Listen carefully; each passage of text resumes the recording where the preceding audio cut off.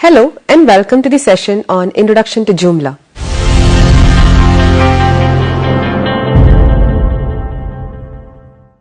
As we discussed earlier, a content management system is a series of programming pages connected to a database that allows one to retrieve information from that database in the form of content. Have you ever updated your Facebook page or created a blog? Have you ever bought a book from Amazon.com or on eBay? Have you ever read the Hindu online or checked something out on Wikipedia? All of these sites work with a type of content management system. Joomla is a great content management system with a lot of flexibility and an easy to use user interface with umpteen options and configurations. Joomla is an open source content management system which is used to build websites and online applications. Joomla is free to anyone who wants to download it and use it to create a website. It is also open to anyone who wants to create extensions and templates. Joomla is developed using PHP, object-oriented programming, software design patterns, and MySQL. Joomla is based on Mambo CMS, which was developed by an Australian company in 2001 and initially released on August 17, 2005. The official version of Joomla 1 was released on September 22, 2005. This chapter will discuss the basics of Joomla using which you can create websites with ease.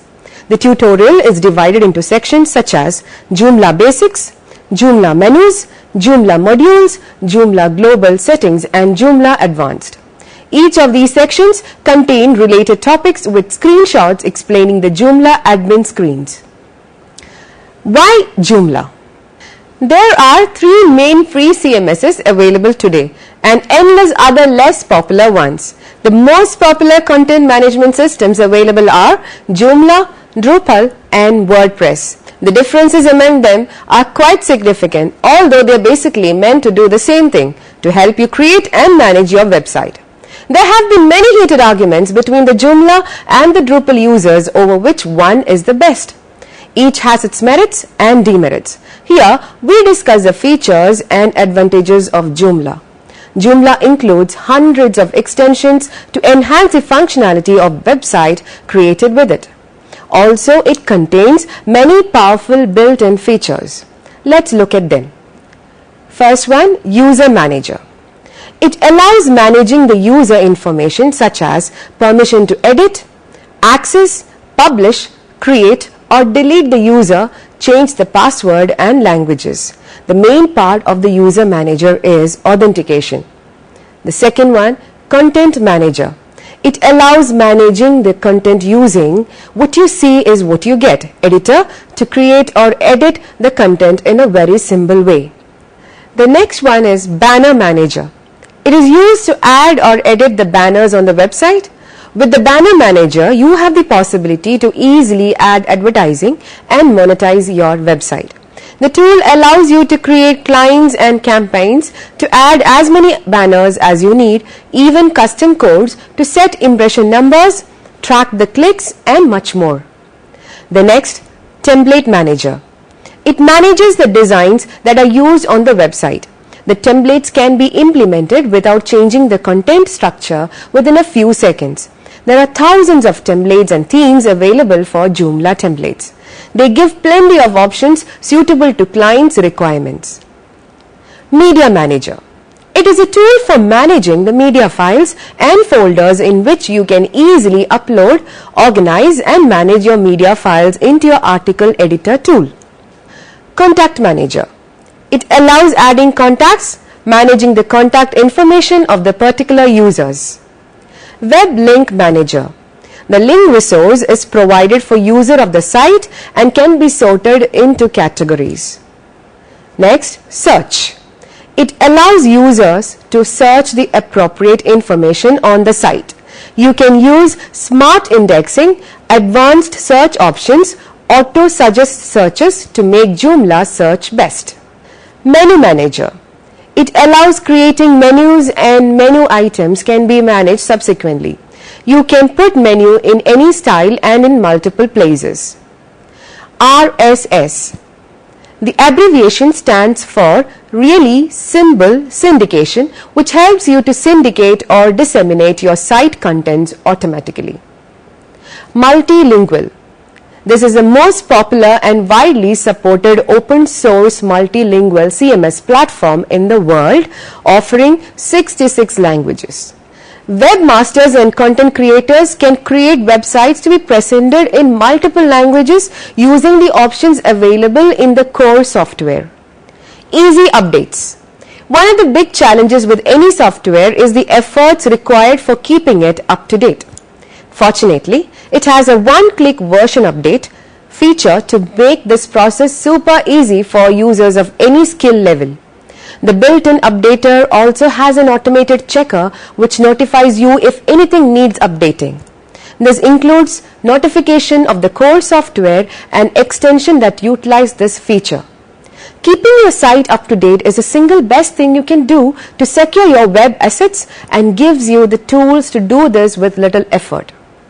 Powerful extensibility. These are just some of the basic features, and the real power is in the way you customize Joomla. Apart from these distinct features, it possesses some disadvantages too. Let's discuss them. The disadvantages. It has compatibility problem while installing several modules, extensions and plugins simultaneously.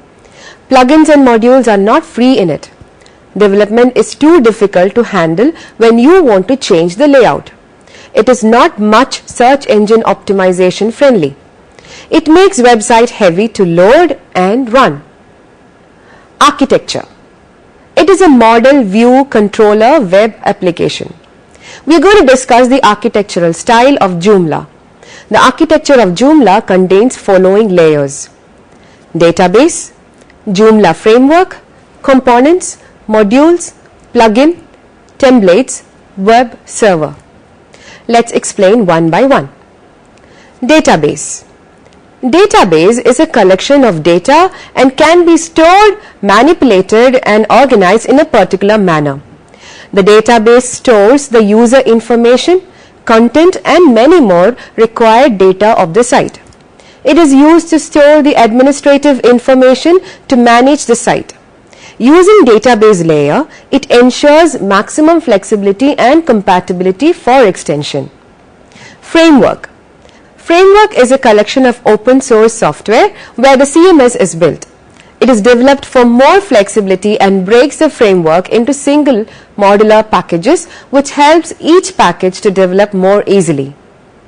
Components. Components are considered as mini applications. They consist of two parts and they are administrator and site. Whenever a page gets loaded, component is being called to render the body of main page. The administrator part manages different aspects of the component and the site part helps render the pages when request is made by site visitor. Components are main functional unit of it. Modules. Module is an extension which is used to render the pages in it. It is also used to display the new data from the component. It frequently looks like boxes such as login module. In administrator, the modules are managed by the module manager. It displays the new content and images when module is linked to components. Plugin. This is also a kind of extension. It is very flexible and powerful for extending the framework.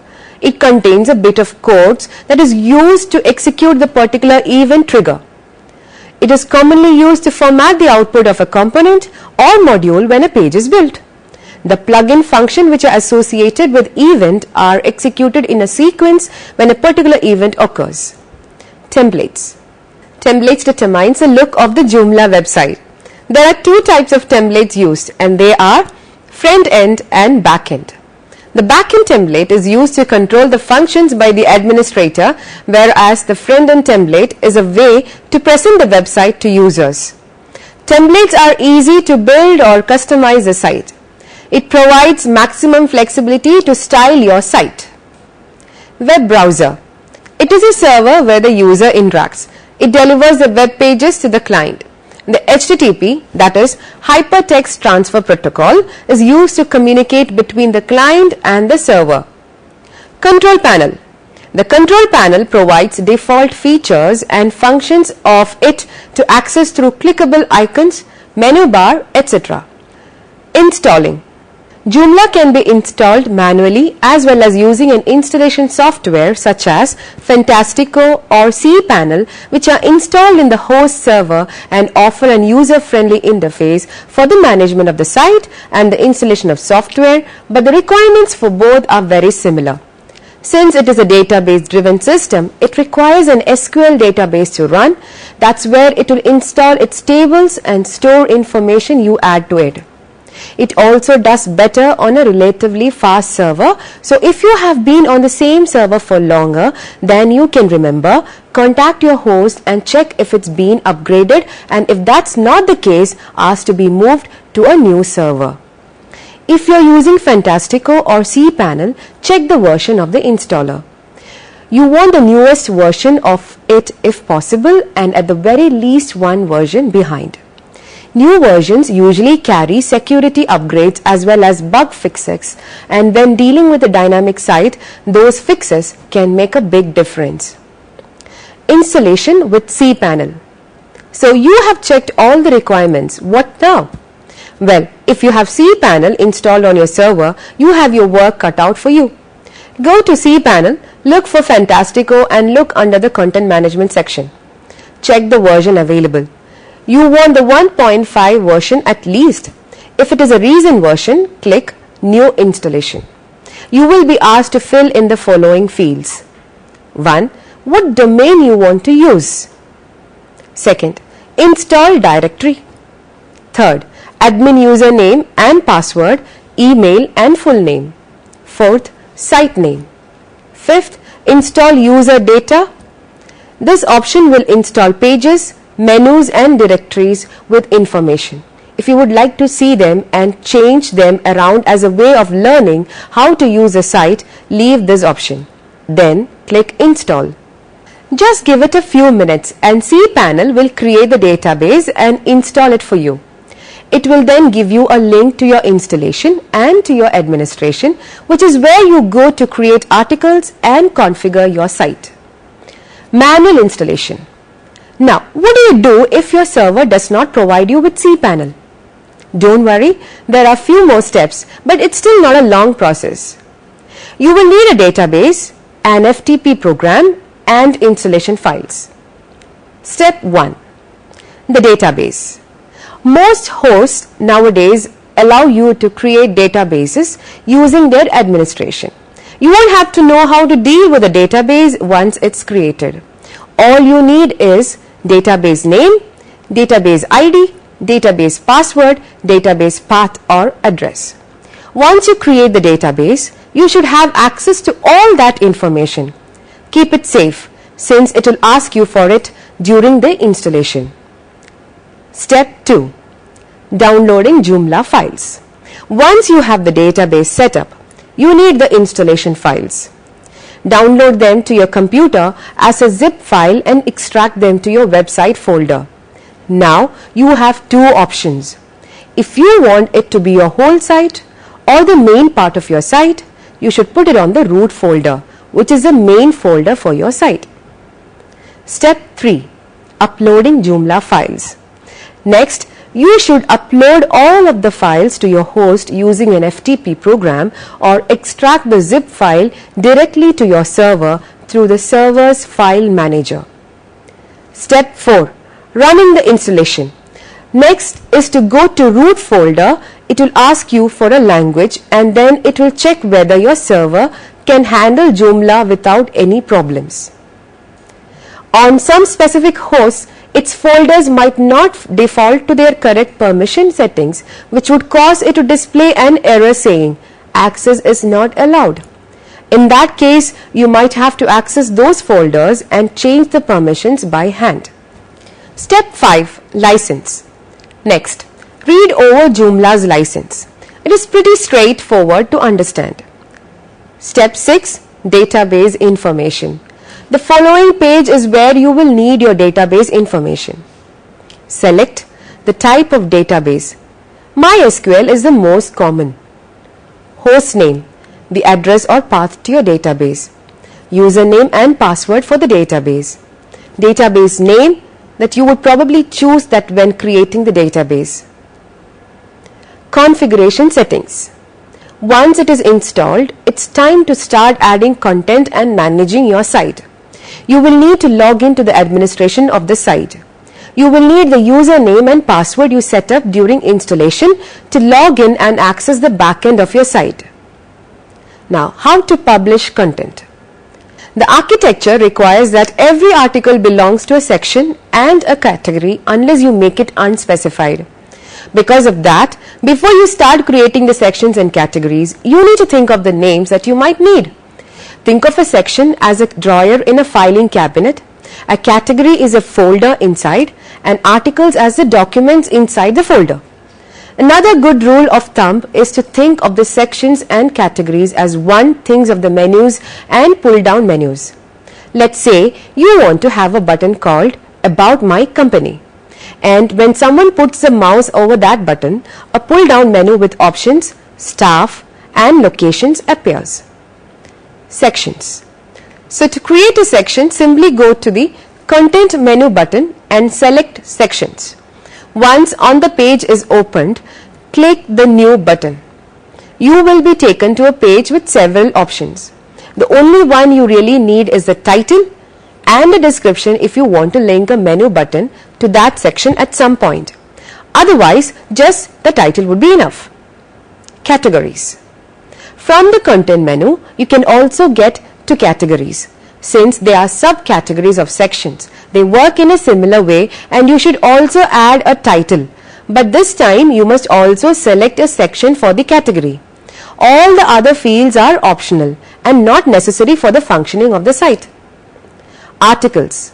Now that you have your sections and categories created, we can start adding some real content to the site. To create an article, go to Content, Articles and click New. You will be taken to a page that looks a little like Microsoft Word but without as many features. It is what we call a WYSIWYG, which means what you see is what you get interface.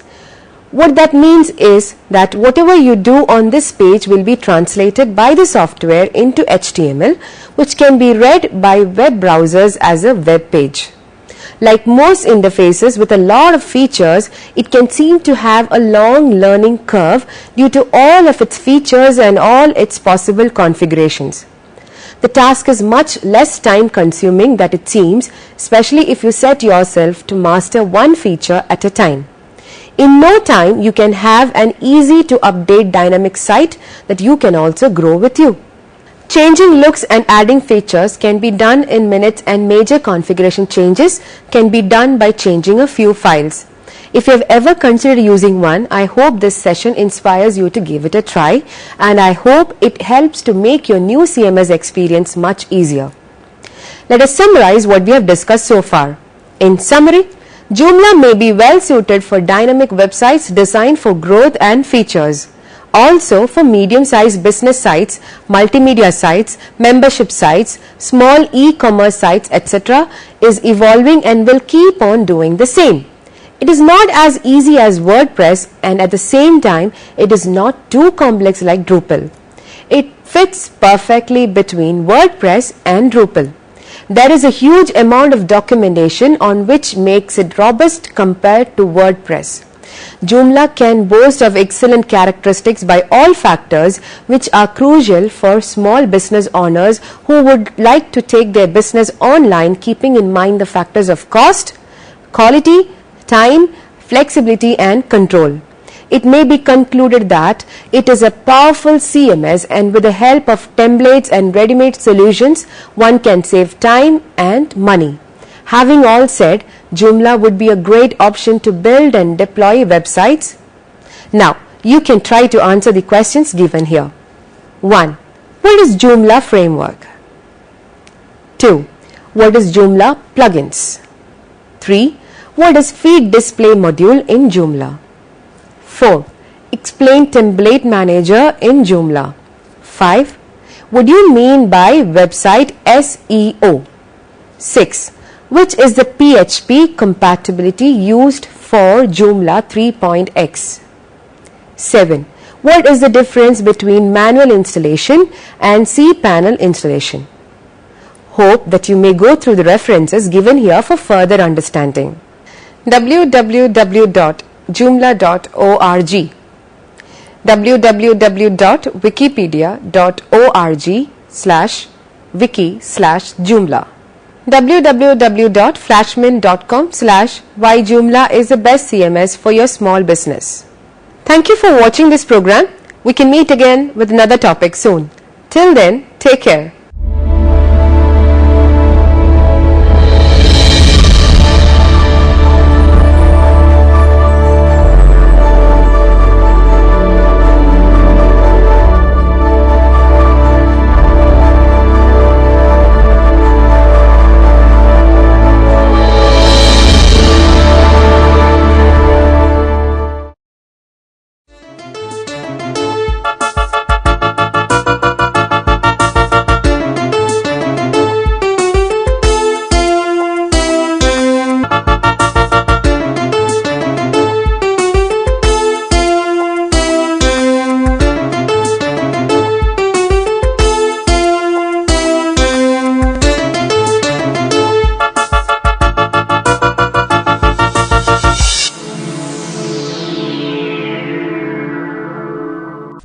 Welcome to Interface. We have with us a very special guest today. It gives me much joy to welcome and introduce to our audience our guest, transgender activist, writer, actor, entrepreneur, and now a filmmaker too, Miss Kalki Subramanian. Welcome. Namaste. Well, from the time when people of the transgender communities were largely the butt of ridicule and were marginalized, we have come a long way today when we are doing this program on national television. And I know that I'm talking to one person who is largely responsible for this transformed state. I'm sure our viewers would like to listen to the journey of your life in your own words. It is an opportunity for me to not only speak about my life, I think it is also an opportunity for me to talk about the whole issue of the transgender community. During the British colonial period, there was a law that was passed, the Criminal Tribes Act. That one single law, that Criminal Tribes Act, had actually oppressed so many communities, and transgender community was one of them. And almost after a century, only last year in 2014, on April 15th, the Supreme Court of India had finally recognized transgender people. The transgender community, the Hijra people, as well as many identities that fall under the transgender umbrella, have for generations experienced oppression, discrimination, and they have also faced hatred, violence, stigma, and ostracization from our families. This is also a time where I'm happy to express that the legal recognition, the movement for transgender liberation and equal status has come only from the last decade, that too especially after the HIV epidemic and the issues that followed, and the NGOs who tried to find out the target population was for recovery and relief from HIV AIDS, and the transgender population being largely a sex working community owing to the lack of livelihood was one such population that had to be addressed with sexual health protection and medication. And that is how the transgender community actually came into visibility to the society, to the media, to the public, to the government. And since then, slowly, gradually, many of us have come out and raised our voices.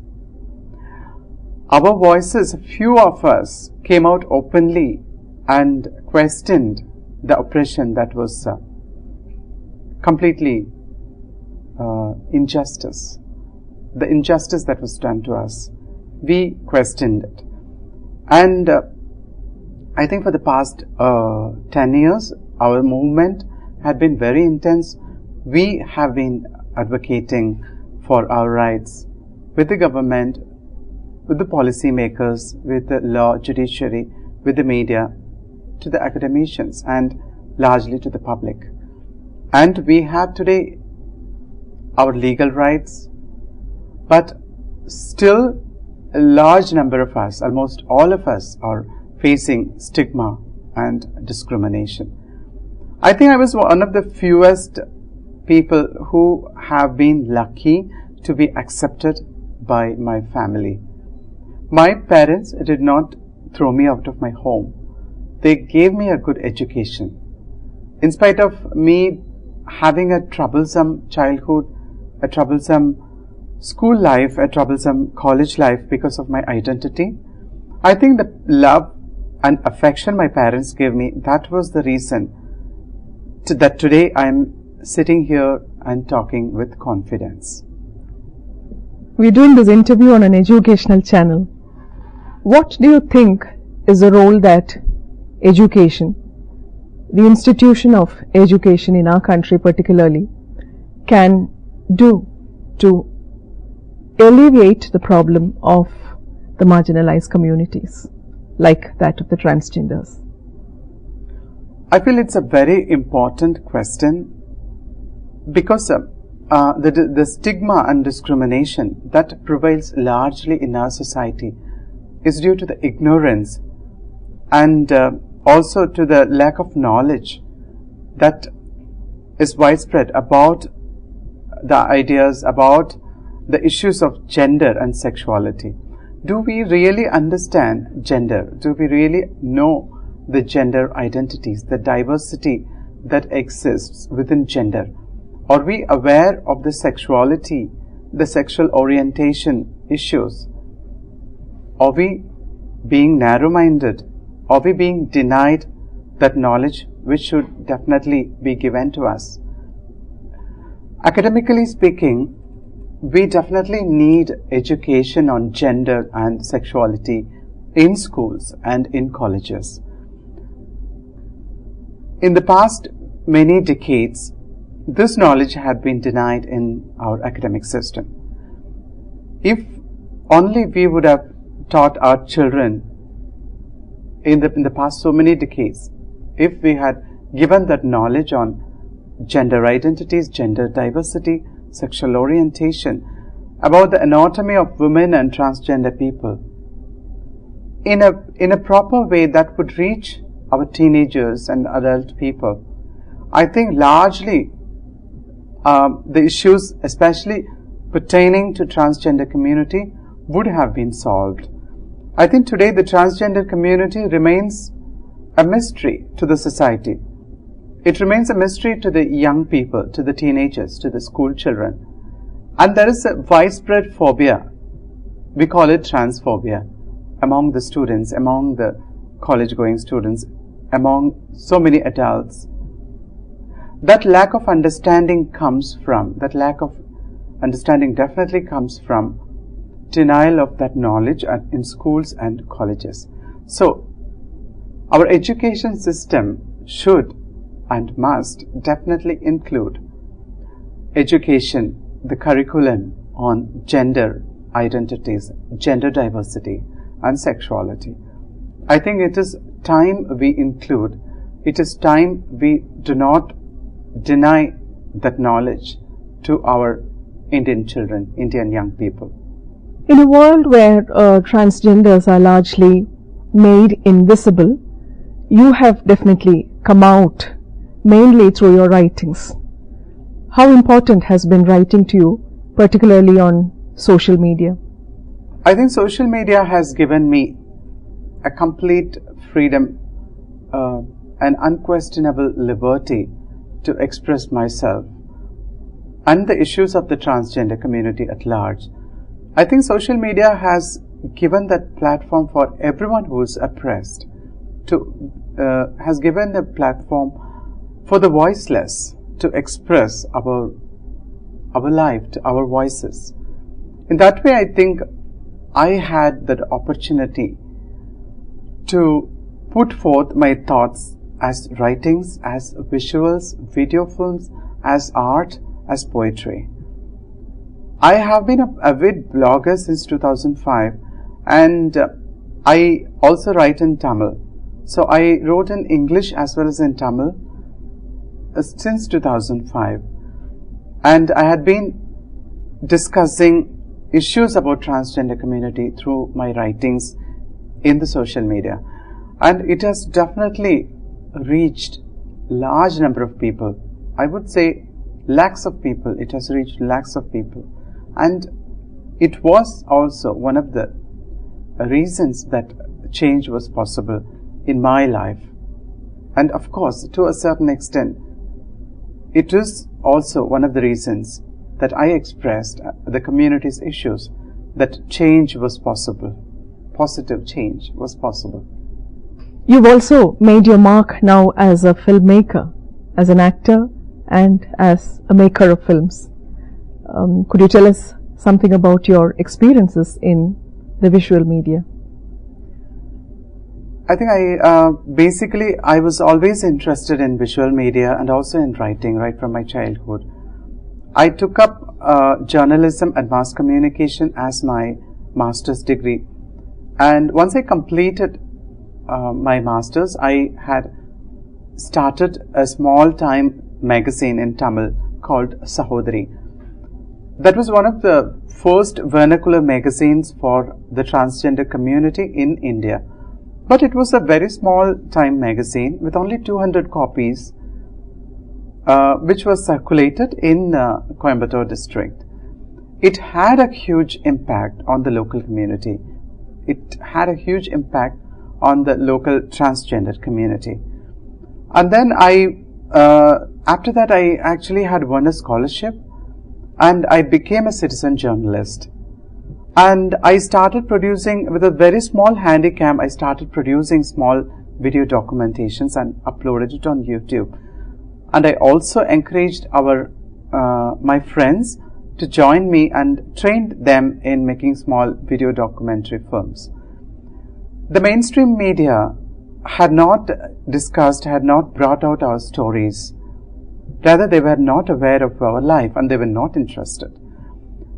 But since we had that liberation and that facility of social media, of the tools that were accessible by us for cheap cost, we could make these short films and put it on YouTube, our stories.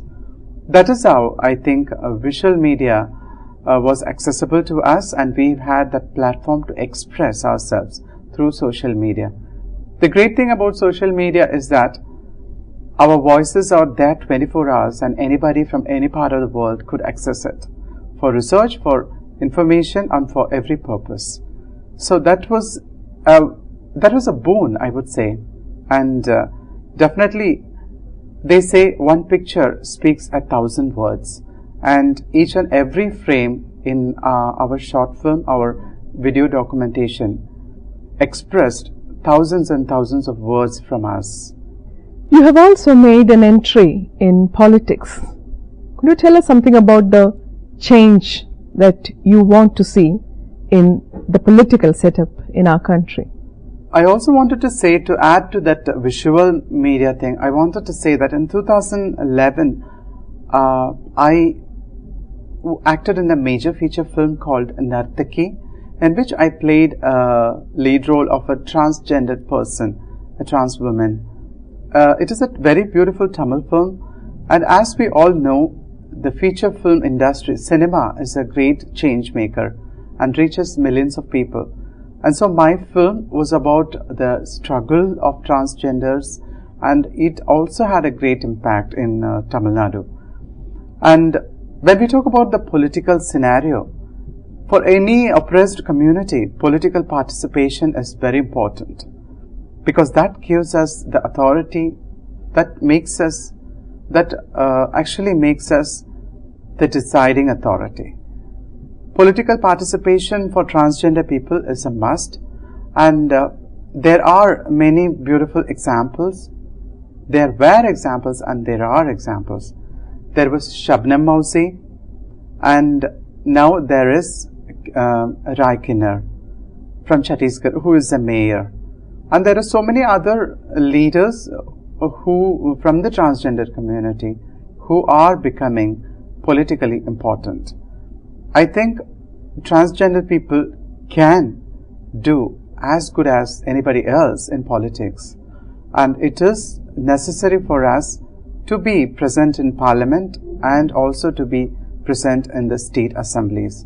So right from being a councillor to being a minister, member of parliament, member of legislative assembly, transgender participation should be there at all levels. I think one major reason for your success so far has been the spirit of togetherness that you have fostered among people of this community. Could you tell us something about Sahodari, the organization that's doing such wonderful work? Sahodari actually is as I said previously, we had the magazine's name as Sahodari, and later when we wanted to start a small organization, we had named it as Sahodari Foundation.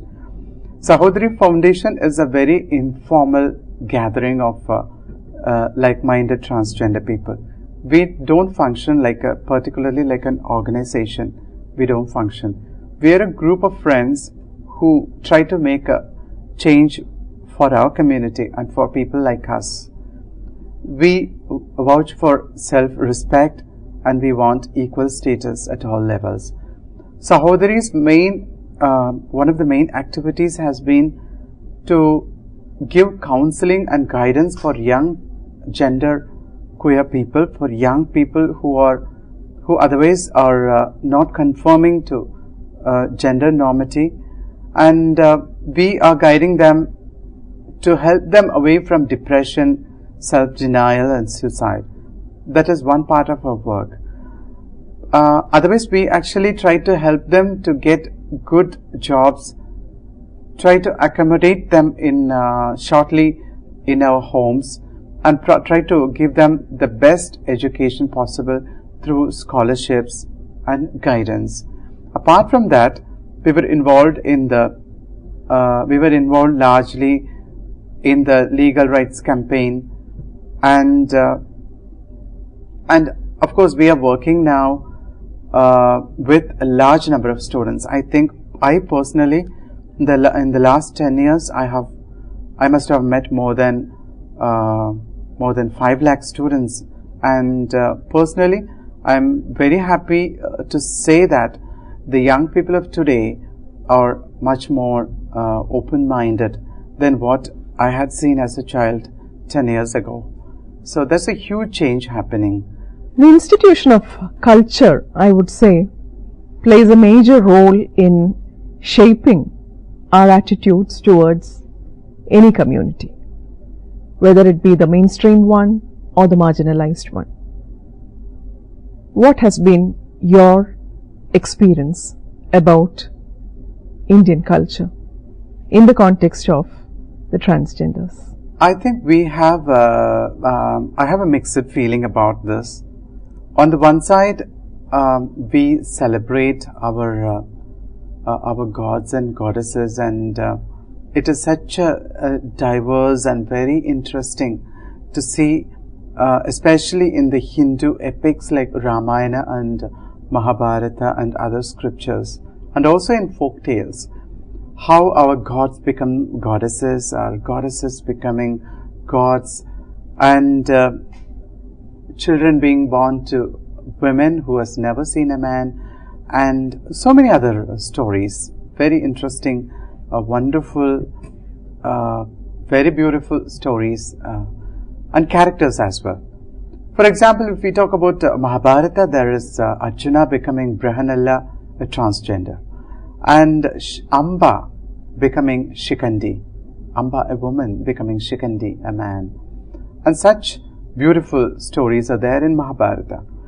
And again, in our Hindu religious stories, we see Krishna becoming Mohini for bringing dharma and for bringing justice. At many instances and many different stories, incidences, Krishna becomes a Mohini to save Devas and also even wants to save Shiva. And we have beautiful stories of Shiva being attracted to Mohini and Lord Ayyappa being born. We celebrate all of these stories. But when it comes to practical life that is in contemporary India, why are we being hypocritic? On the one side, we worship and we embrace worship and we really respect and pray those goddesses and gods and images, and we really feel it emotionally, get connected to it emotionally too. But on the other side, when you see a transgender person, a man becoming a woman or a woman becoming a man, why are we being hypocrite? What is the reason of it? So, on the one side we are celebrating our culture, but on the other side, aren't we denying our own culture? That's my confusing status on what is going on with our own hypocrisy, I would say.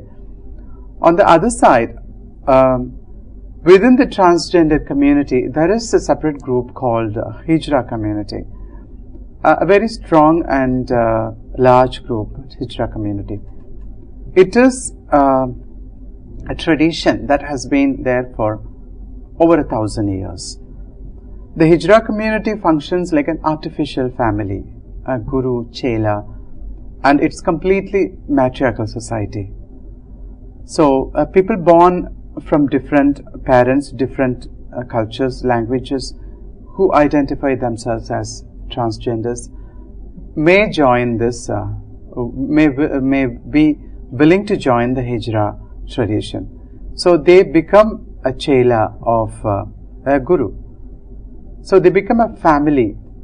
This culture, the Hijra culture, is a very unique culture that exists only in a few countries like Pakistan, India, and a few more countries. It is a very unique to our culture, and that is very. It's a pride also that it accommodates those people who have been abandoned, and those abandoned people form a family of themselves and protect each other and nurture each other. That is the speciality that is very special about India. Well, we've been so far talking about India, but I'm sure you've traveled abroad. What, according to you, is the global scenario regarding the LGBT movement? In 2010, I had an invitation from the United States of America under the International Visitors Leadership Program. I was invited to Washington, D.C., New York City, and also to Salt Lake City in Utah. I visited many federal offices in Washington, D.C., and I was fortunate to also visit Amnesty International, organizations like Human Rights Watch, and in New York, I went to New York Commission of Human Rights, and in Utah, Salt Lake City, I went to the Disability Center and lots of other meetings. I found that largely there is a movement in the US that is trying to change the situation of the minorities in that country. And the government also functions in such a way that it tries to address the issues of the minorities. In the US, mainly the racial minorities are an issue, definitely, and their rights have to be acknowledged. That is a major issue in the US. But in India, being a diverse country, there are several issues. I found that the way the US government, the NGOs, and the organizations, international organizations, the way they work has been very effective. And I had the chance to grasp those method of working and ideas, and I have been using some of the things that I learned from there in India. And I also shared many of our own method of working and our own ideas to the US NGOs and different individual activists. So it was a sharing and learning experience for me in the US. And besides that, I have been invited to many international seminars and have represented the transgender and the LGBT community of India in international forums. And Facebook has recently recognized you as one of the most influential women of the world. Yes. I think on March 8th this year, it was a pleasant surprise for me to know that Facebook has chosen me as one of the 12 inspiring women who use Facebook for community development. And it was a great acknowledgement of not only for me but for all our transgender rights activists working relentlessly in our country to make a change for an equal status for transgender people. That really gives me a very good boost to do a lot more work, and it gives me immense energy to carry my work with more vigor and vitality. And what role can television play in transforming our attitude towards the marginalized? In being honest and in bringing out the truth and only the truth. And we don't need to project images which are false, especially a lot of images that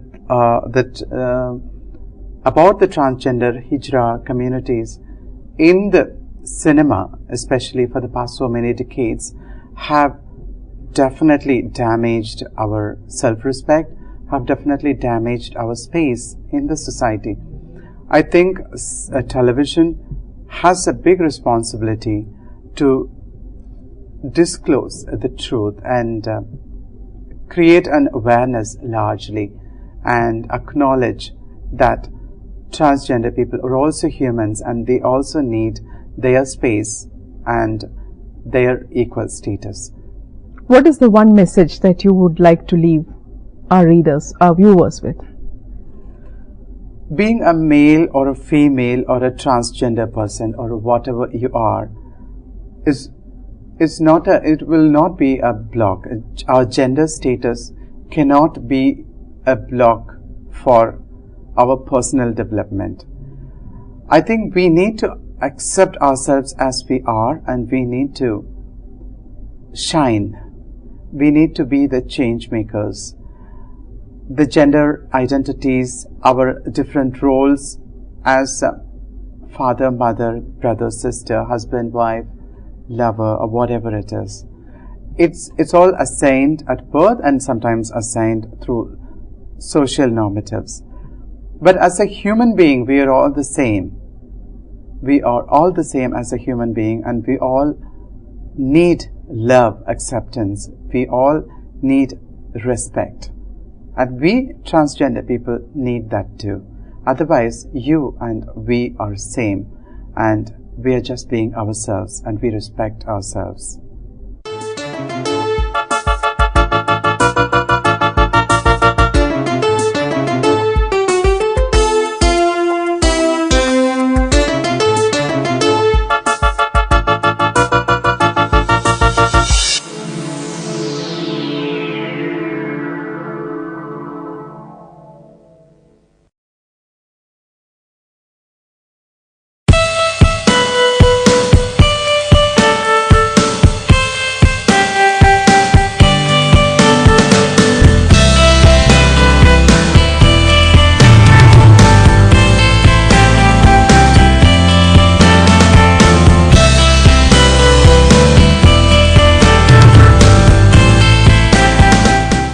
Hello and welcome to the session on Philosophy of Physical Education.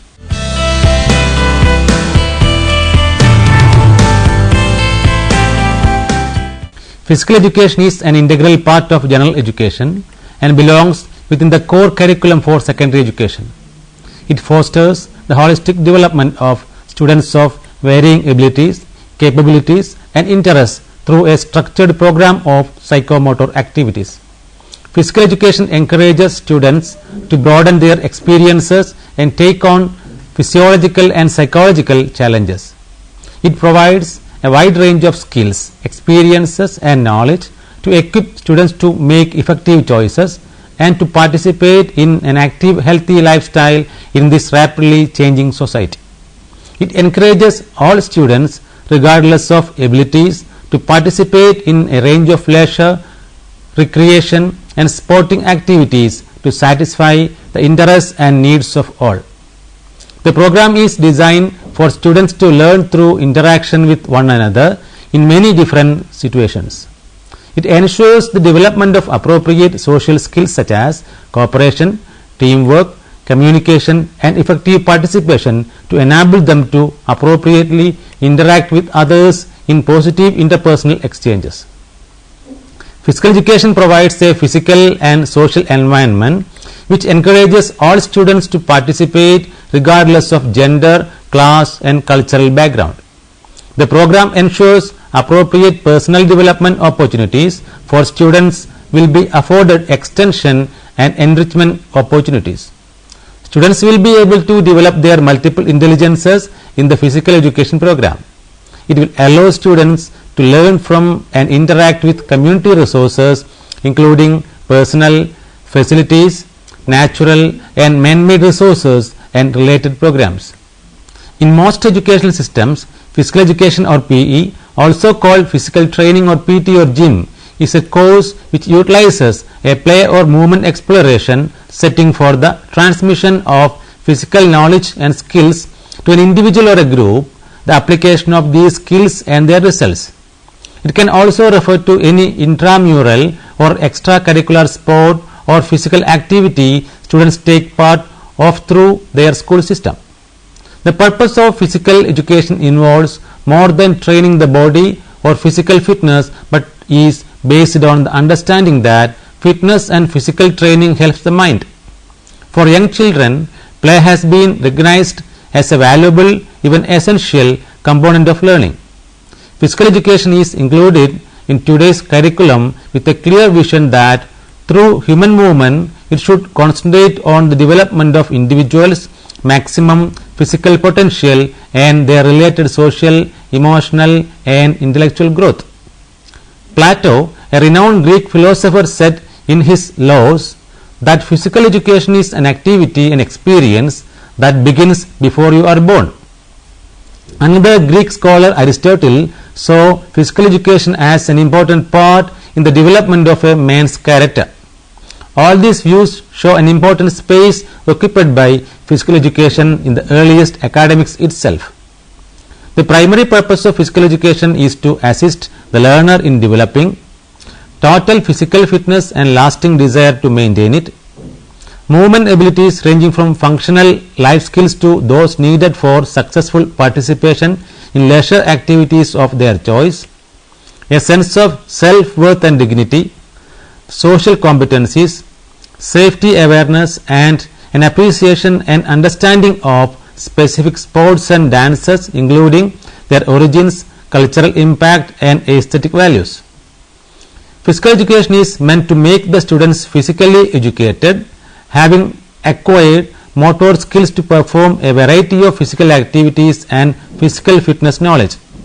Then it helps to create an intrinsic motivation in the heart of students to pursue a healthy and active lifestyle in an increasingly changing society. Philosophy of physical education. Philosophy is a discipline through which individuals attempt to evaluate their personal relationship to the world in which they live.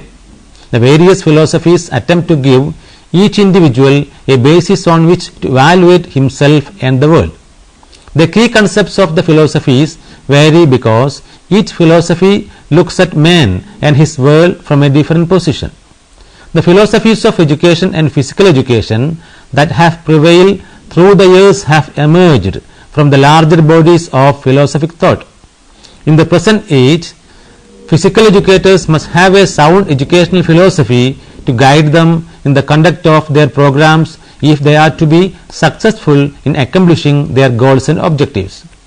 A sound philosophy offers a guide and a foundation upon which decisions may be made and action taken.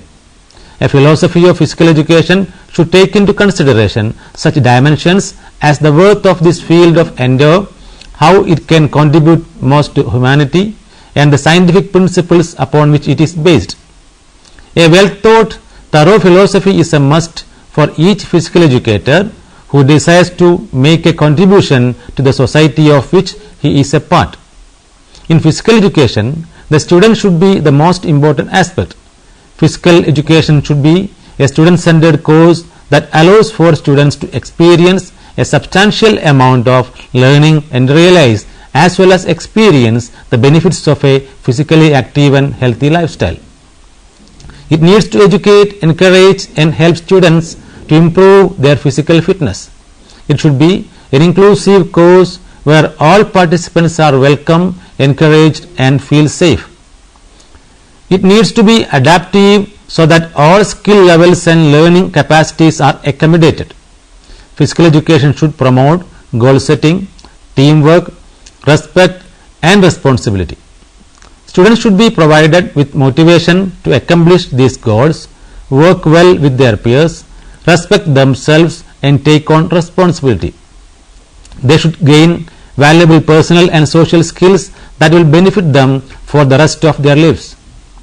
Physical education also needs to educate students on the basic movement patterns to help them build a solid base which allows for safe participation in lifelong physical activity.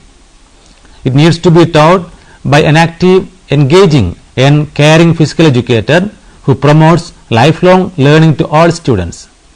The teacher should act as facilitator and help students in achieving objectives and goals. The teacher needs to deliver the curriculum through effective teaching strategies and effectively evaluate it. Lastly, it is essential that physical education is fun, exciting and challenging. Aims and objectives of physical education. Aim of physical education, like general education, is to develop human personality in its totality through various well-planned activity programs. In some words, physical education aim at the all-round development of the personality of an individual or wholesome development of human personality, and it includes physical, mental, social, emotional and moral aspects of an individual. It contributes to the development of a good citizen who is able to make contribution in process of nation in one's own way. Thus, physical education means that making an individual physically fit, mentally alert, emotionally balanced, socially well adjusted, morally true and spiritually uplifted. Let us list some of the common aims of physical education. To develop the organic systems of the body. It is proved that our feelings, emotions, thoughts and achievements are influenced to a considerable extent by the physiological process of the body. The development of the organic vigor is dependent on a wide selection of activities and so conducted that the normal functions of the body are developed and improved. To develop neuromuscular coordination or skill. A good deal of physical activities helps the individual and groups to develop certain skill which gives satisfaction and happiness in a variety of ways during leisure times. Being physically illiterate, many people do not know how to enjoy their leisure and become unhappy and maladjusted. Individual and group play activities enable people to give wholesome expression to their innate desires and interests. To develop right attitude towards and physical activities in general. Programs of physical education is based on sound psychological principles. It develops amongst the individual wholesome attitudes towards play and physical activities and cultivates recreational activities and hobbies. to develop a desirable social attitude and conduct. By giving emphasis on ethical values inherent in playing games with and against others, the desirable social attitudes and conduct can be developed through a program of well-organized physical activities. It gives opportunity for social contact, group living, and self-adjustment with the group. Other aims of physical education includes development of psychomotor skills, development of understanding and appreciation of the techniques and strategies of sports, preparation for leisure time, elimination of worries and anxieties through developing appropriate interests and habits of engaging in exercise and sports, attainment of knowledge of proper health procedure as related to physical exercise, to develop correct health habits, etc. A rational program of physical activities can stimulate the participant to develop favorable attitudes and habits in physical, mental, moral, social and emotional health. Physical education program provides opportunities for students to serve as an outlet for surplus energy, which if pent up make the child tense, nervous and irritable. To meet the challenge of growing indiscipline among the student community by instilling in the younger generation a sense of patriotism, self-reliance and discipline. To give adequate scope for bringing out the aptitudes and talents of the child. To promote the spirit of certain qualities like sportsmanship, team spirit, leadership, patience, self-restraint, cooperation, sociability and those other qualities of character and citizenship. Develop basic life skills including critical thinking, problem solving and decision making through movements. Realize and appreciate the value and enjoyment of engaging in regular and structured physical activity for the promotion of healthy lifestyles. Be able to practice and sustain a program of personal regular physical activity within their own healthy lifestyle. Acquire basic survival skills and demonstrate knowledge of significant preventive measures to preserve life and help others. Now let us see the objectives of physical education. Objectives are steps considered towards the attainment of the aim. They are the particular and precise means employed to realize an aim. The three objectives of physical education are: the objective of physical fitness. It refers to the state where an individual has developed great endurance, speed, strength, etc. Physical fitness is essential to leading a happy, vigorous and abundant life. The objective of social efficiency. It concerns with one's proper adaptation to group living. Physical education activities provides ample opportunities to develop traits such as cooperation, respect to others, loyalty, sportsmanship, self-confidence, etc. All these qualities help a person to make him a good citizen. The objective of culture. It aims at developing an understanding and appreciation of one's own local environment as well as the environment which is worldwide in scope. By participation in various physical education activities such as dance, sports and games, a person fully understands the history, culture, tradition, religious practices, etc. and the aesthetic values associated with these activities. Role of physical education teacher. The physical education teacher has unique responsibilities in the school physical activity program to ensure that students are physically active within the physical education class. The physical education teacher also has the responsibility to help, direct and guide opportunities for physical activity within the school and outside the physical education class. A physical education teacher's responsibilities include: provide maximum physical activity time within the class period. Physical education class is just one avenue during a school day that provides the opportunity for physical activities. During the allotted class time, it is recommended that children be moderately or vigorously active for at least half of the class period. Several factors can contribute to making this happen. Effectively organize space, equipment and students. Provide adequate equipment that allows all children to be active at the same time. Example, 1 ball per child. Limit teacher talk or instruction time. Plan practice opportunities that are structured for maximum participation. Example, individual, partner and small group activities, no elimination activities and activities that require no wait time.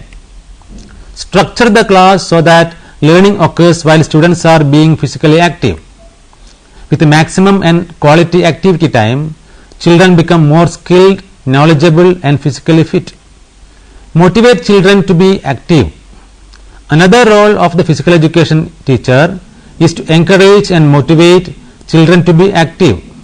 There are many ways to do this, including promoting community activities, assigning physical activity homework or home fun, showing an interest in the out of class physical activity in which children participate and leading by example, promoting community activities.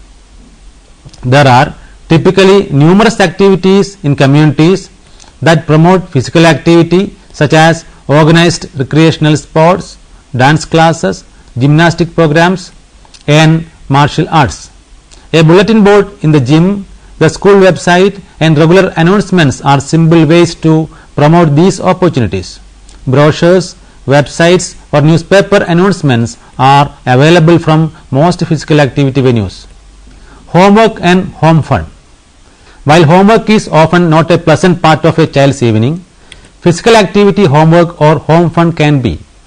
Home fun may be practicing jump rope tricks with or without a jump rope, participating in simple exercises when commercials come on television, playing outside, walking the dog, taking a walk with a parent or a guardian, participating in electronic games that specifically promote physical activity, or practicing manipulative skills such as throwing, kicking and striking. Physical education homework or home fun can be checked through an honor system by asking for a show of hands with young children and documenting on a physical activity calendar for older children. Sending a physical activity calendar home when children go on holiday or summer vacation is another way to encourage physically active lifestyles. Physical education teachers could ask the classroom teachers to send a physical activity calendar home with the summer reading list.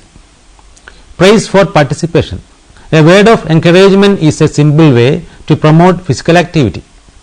Praising young students for play may sound somewhat strange to most of us, but for a generation that experiences limited physical activity, it may be necessary.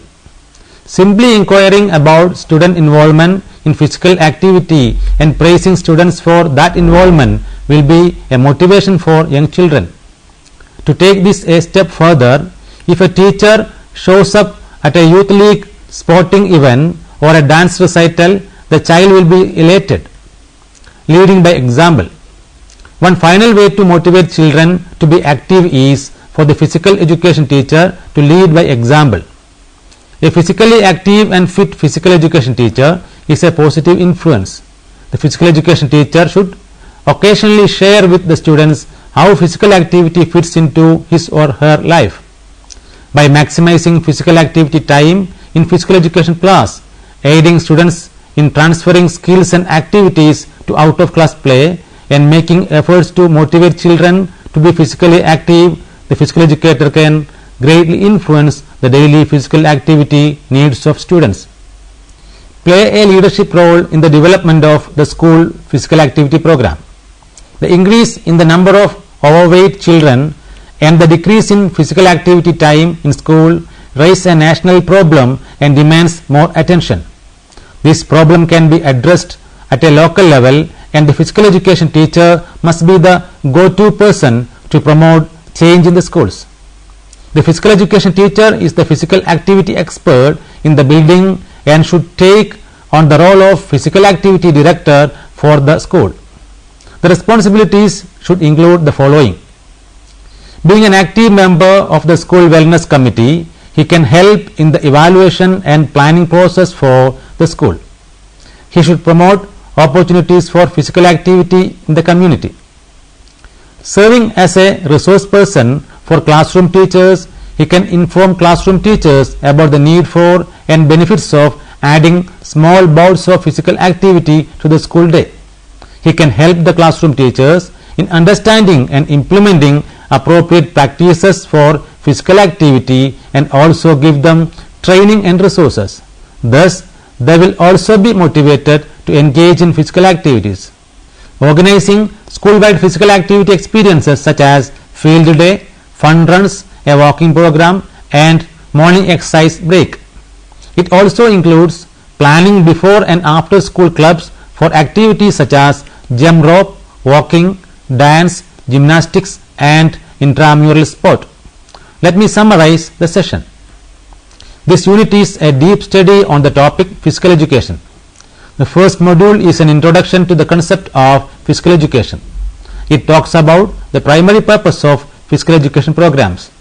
Then we try to find out the philosophy behind the concept of physical education. Any action program will have the base of a sound philosophy. Like that, the concept of physical education also stands on the base of a strong philosophy that aims at the good health and fitness of children. The philosophy makes it clear how the program should function among students and what should be the aims and objectives. Later part clearly states the aims and objectives of the physical education program. And the last module is about the role of the physical education teacher. In order to attain all the aims of the physical education program, the inevitable factor is the teacher who is capable of performing all the responsibilities we have stated in the part of the unit. Here are a few questions for you. Hope that you will try to answer them. What does physical education generally mean in an educational system? What is considered to be the primary purpose of physical education? What are the major objectives of physical education? Now you can go through the books given here for reference. Encyclopedia of Physical Education, Fitness and Sports, Philosophy, Programs and History, written by Thomas Kirk Curtin, published by Brighton Publishing Company in the year 1981. An Introduction to Physical Education by John E. Nixon and Eugene White Nixon, published by Saunders in the year 1964. Hope that you have enjoyed the session. We will meet again with another topic soon. Have a nice day.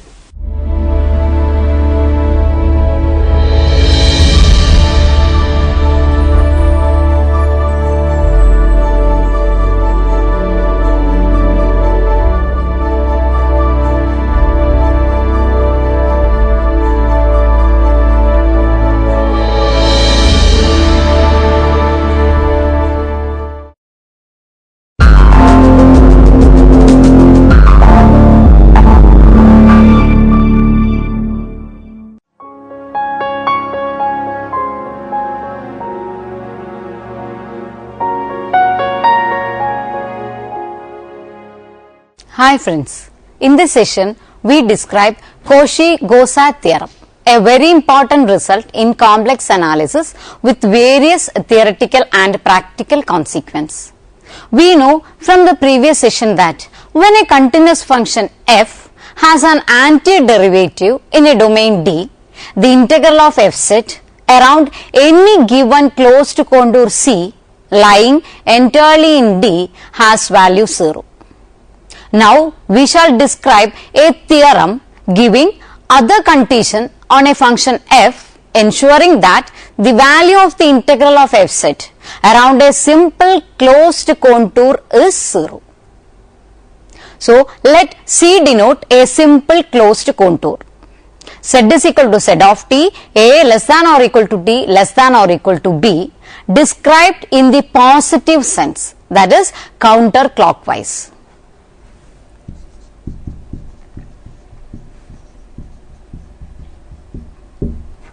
In the counterclockwise, and also assume that f is analytic at each point interior to and on C.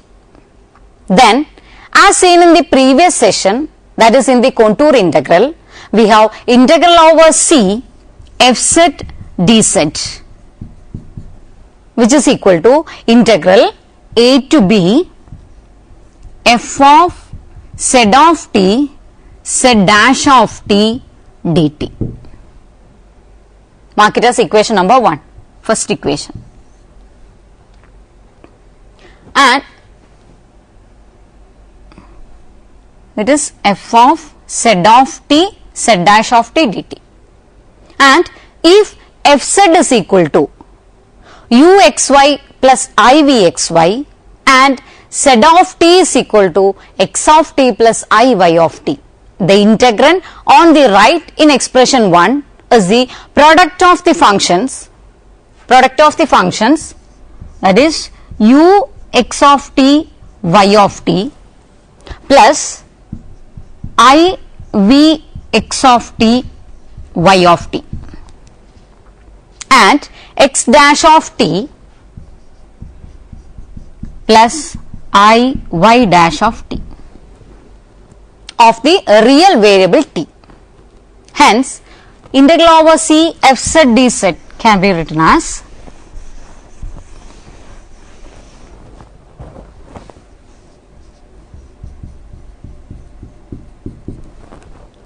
which is equal to integral a to b u x dash minus v y dash dt plus next term is plus I into integral a to b v x dash plus u y dash dt. Equation number 2. In terms of line integrals of real valued functions of two real variables, then integral over c f z dz can be written as integral over c u dx minus v dy plus I into integral over c v into dx plus u into dy. That is integral over c u dx minus v dy plus I into integral over c v dx plus u dy. This is our equation number 3. Observe that expression 3 can be obtained formally by replacing fz by u plus iv and dz by dx plus I dy on the left and expanding the product. Expression 3 is of course also valid when C is any contour, not necessarily a simple closed one, and f of z of t is only piecewise continuous on it. Now we recall Green's theorem in calculus that allows us to express line integral as a double integral. That is, the theorem says that if two real valued functions, that is pxy and qxy, together with their first order partial derivatives are continuous throughout the closed region R, consisting of all points interior to and on C, then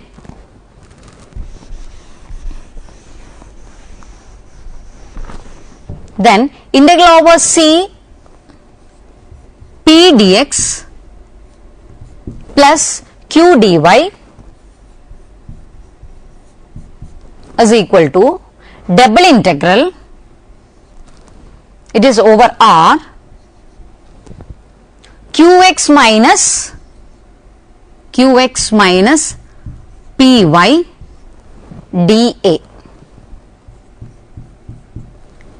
where this qx and py are the first order partial derivative of q and p with respect to x and y respectively.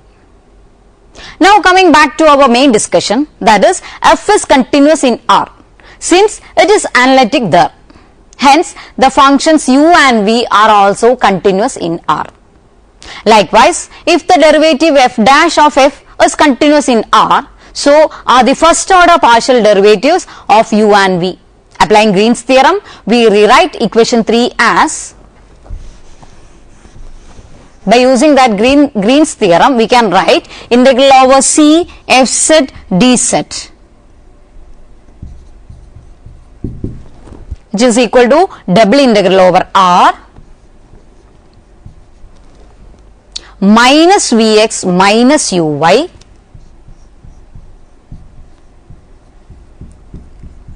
dA minus Vx minus Uy dA plus the other term plus I into double integral over R Ux minus Vy dA.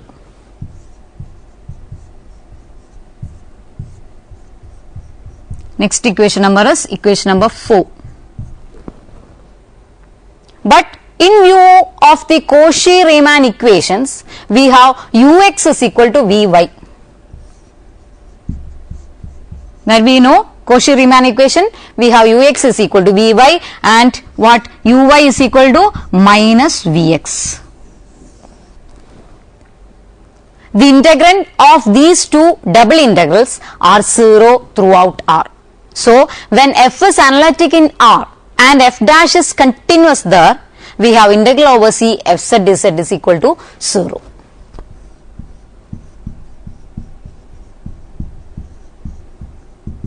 Next equation number 5. This result was obtained in early part of 19th century by the French mathematician A.L. Cauchy. Note that once it has been established that the value of this integral is 0, the orientation of C is immaterial. That is, statement 5 is also true if C is taken in the clockwise direction. Since then, integral over C f z dz, integral over C f z dz can be changed as minus integral over minus C f z dz, which is again equal to 0. Gaussat was the first to prove that the condition of continuity of f dash can be omitted. Its removal is important and will allow us to show, for example, that the derivative f dash of an analytic function f is analytic without having to assume the continuity of f dash, which follows as a consequence. The theorem given below, that is without proof, is the revised form, Cauchy result known as the Cauchy-Gaussat theorem. That is, statement of the Cauchy-Gaussat theorem is like this.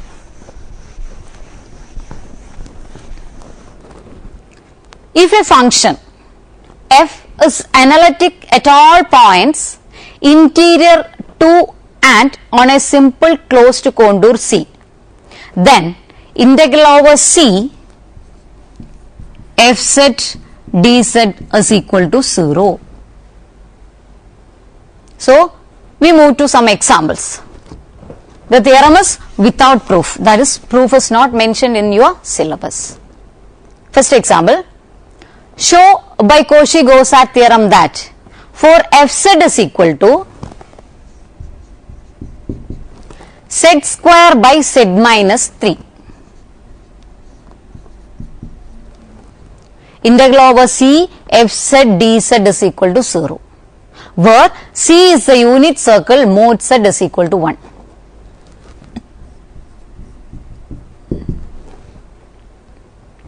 Solution. Here the only point where is not analytic is z is equal to 3, but z is equal to 3 is outside mod z is equal to 1.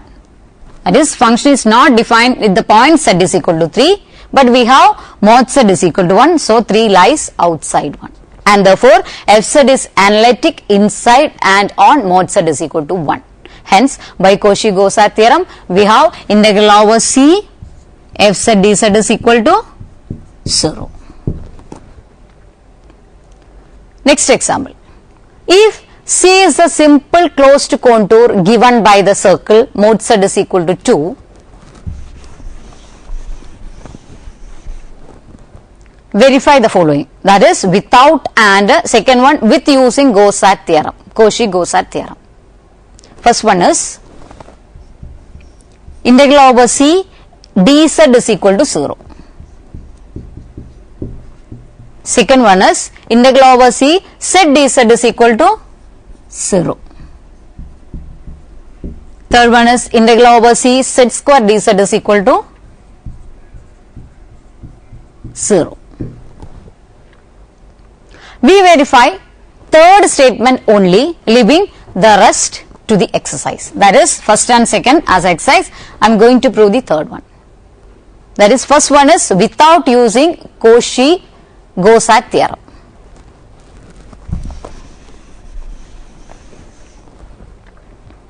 consider integral over C Z square dz, where C is mod Z is equal to 2. Here mod Z is equal to 2. Now on the circle mod Z is equal to 2, Z is equal to 2 e raised to I theta, where theta is in between 0 less than or equal to theta less than or equal to 2 pi, and dz is equal to, z is 2 e raised to I theta, so dz is equal to 2 into I into e raised to I theta, and then integral over C Z square dz is equal to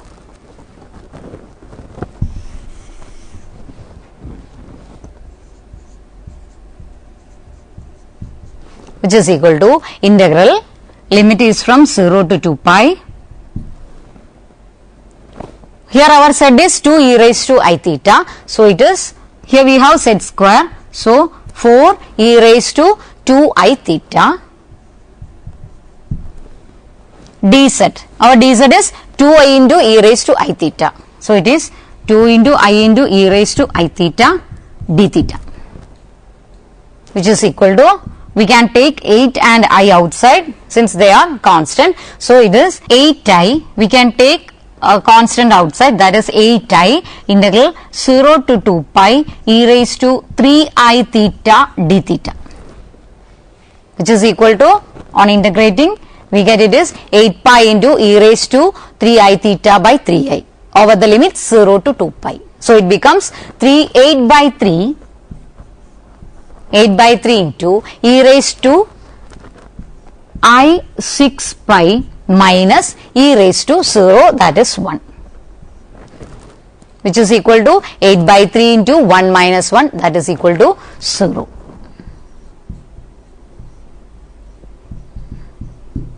Which is equal to 0. Next, by using Cauchy-Gaussat theorem, here fz is equal to z square is analytic everywhere in the plane. In particular, it is analytic inside and on mod z is equal to 2.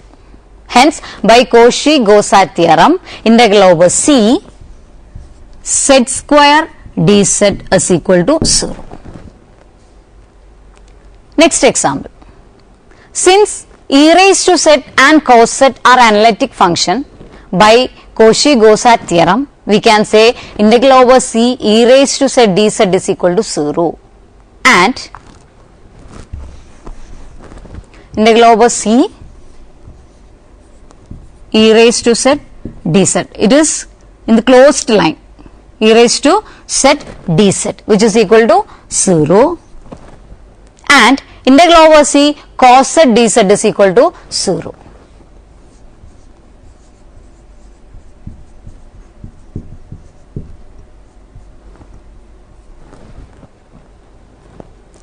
Next we have to evaluate integral over C sec z dz, where C is the unit circle.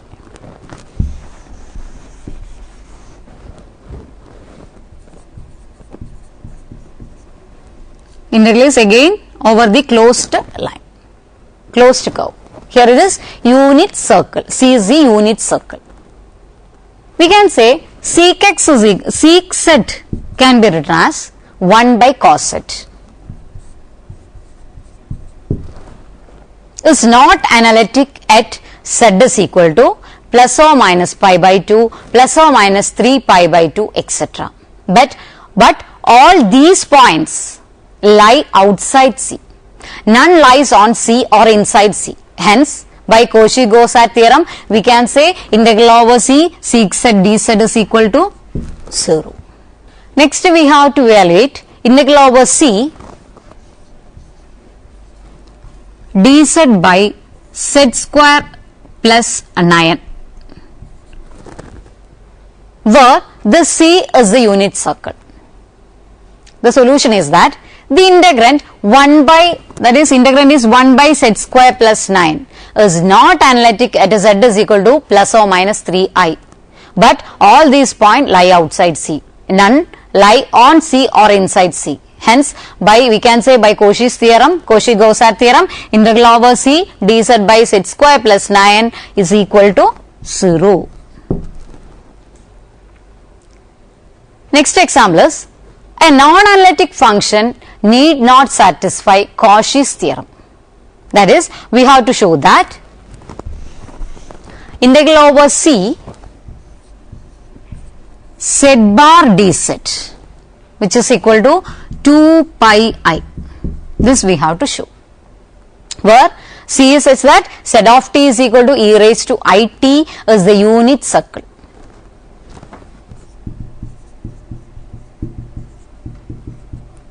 It is the unit circle. The function, here listen, fz is equal to z bar is not analytic, and hence it is false to say that integral over C z bar dz is equal to 0. Since C, that is z of t is equal to e raised to it, where t varies in between 0 and 2 pi, that is 0 less than or equal to t less than or equal to 2 pi on C.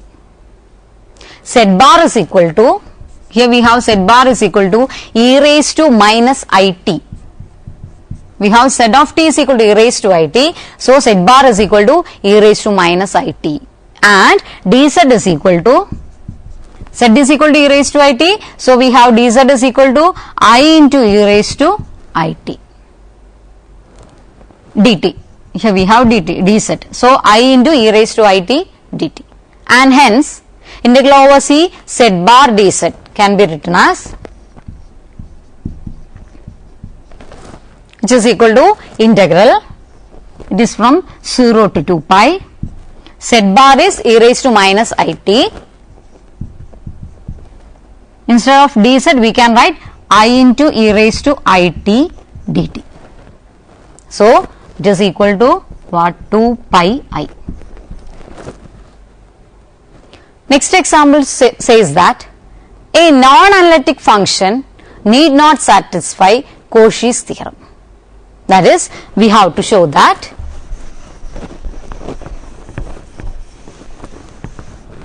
integral over C dz by z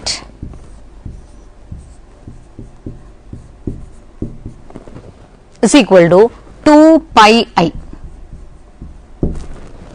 where the C is of course z of t is equal to e raised to it is the unit circle. Here the function fz is equal to 1 by z is not analytic at 0, hence it is false to say that integral over C dz by z is equal to 0. And also the verification, that is the verification integral over C dz by z is equal to 2 pi I, it is left as an exercise for you. Next example is about analyticity is sufficient but not necessary to get integral over C fz dz is equal to 0. It can be verified that integral over C dz by z square is equal to 0, where C is the unit circle. This does not imply that fz is equal to 1 by z square is analytic at every point inside the unit circle. It can be seen that the function fz is equal to 1 by z square is not analytic at 0. Next example is that using the integral over C dz by z plus 2, where C is the unit circle mod z is equal to 1, and it is to show that integral 0 to 2 pi 1 plus 2 cos theta by 5 plus 4 cos theta is equal to 0. That is, here we have to find the integral over C dz by z plus 2, and of course, and we have to, here mod z is equal to 1, and we have to show that integral 0 to 2 pi 1 plus 2 cos theta by 5 plus 4 cos theta d theta is equal to 0. This we have to show. Here mod z is equal to 1 is a given curve, and we have on that curve z is equal to e raised to I theta, and theta is in between 0 and 2 pi. Again dz is equal to I into e raised to I theta, and z plus 2 is equal to 2 plus e raised to I theta. Hence integral over C dz by z plus 2 Integral over c dz by z plus 2 is equal to, it is from 0 to 2 pi. Our dz is I into e raised to I theta divided by z plus 2 is 2 plus e raised to I theta, or you into d theta, or e raised to I theta plus 2, which is equal to, we can take I outside, I into integral 0 to 2 pi cos theta plus I sin theta. Here we have e raised to I theta remain, it can be written as cos theta plus I sin theta divided by cos theta plus 2 plus I sin theta. Here we have d theta, okay, which is equal to, here we can put a bracket, which is equal to I into integral 0 to 2 pi cos theta plus I sin theta into cos theta plus 2 minus I sin theta by cos theta plus 2 whole square plus sin square theta. That is, we are multiplying with the complex conjugate of the denominator. Here we have cos theta plus 2 plus I sin theta multiplying with the complex conjugate, that is cos theta plus 2 minus I into sin theta.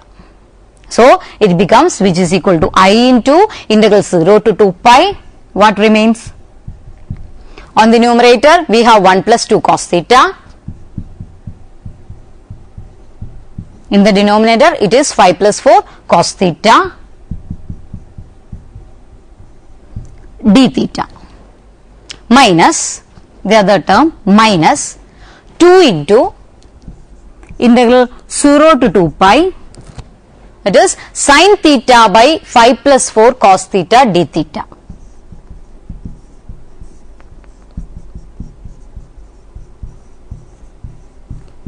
Equation number 4. No, this is our equation number, first equation. But by Cauchy-Gaussat theorem, we have integral over c dz by z plus 2 is equal to 0, as 1 by z plus 2 is analytic in and on the circle mod z is equal to 1. Mod z is equal to 1, it is just like this, that is integral over c dz by z plus 2 is equal to 0 by Cauchy-Gaussat theorem. Equating the imaginary parts on both sides of 1, we get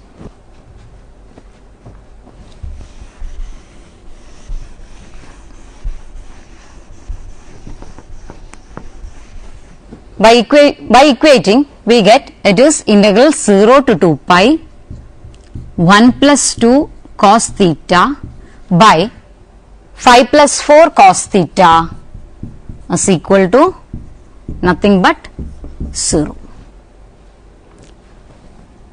Next equation, or this is our answer. So in this session we discussed Cauchy-Gaussat theorem and we have done so many examples using that theorem. Hope you enjoy the session. See you next time.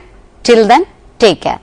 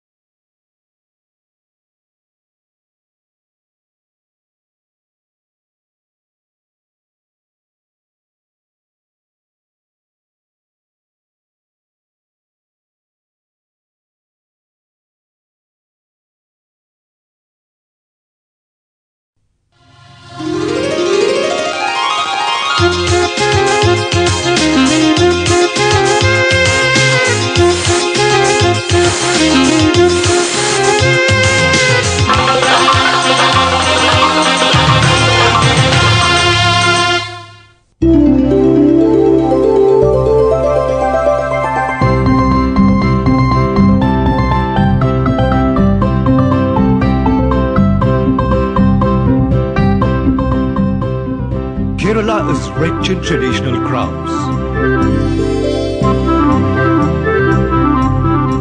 And villages are their workplaces.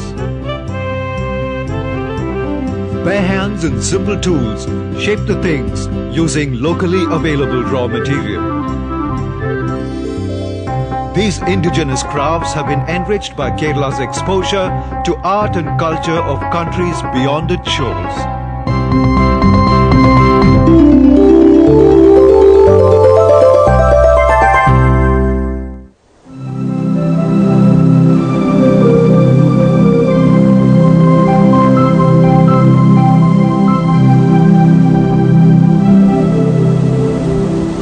Of Kerala have been a prime destination for traders from lands across the oceans.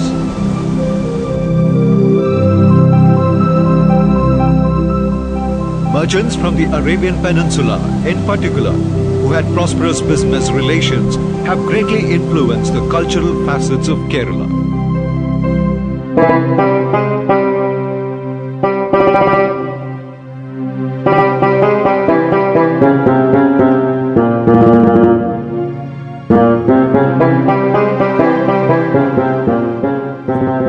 They not only bought Kerala's produce, but also commissioned local craftsmen to make things of their culture. The hookah is one such object of Oriental culture.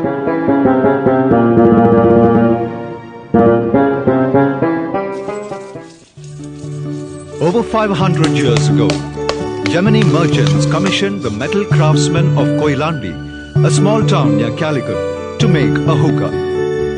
The deft hands of the Koilandi craftsmen did not fail. They produced an exquisite hookah and established themselves as makers of the Koilandi hookah.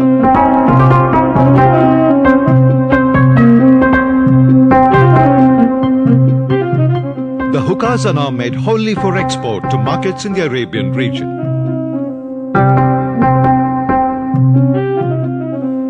The forefathers of Bafaki Tangal came from Yemen centuries ago.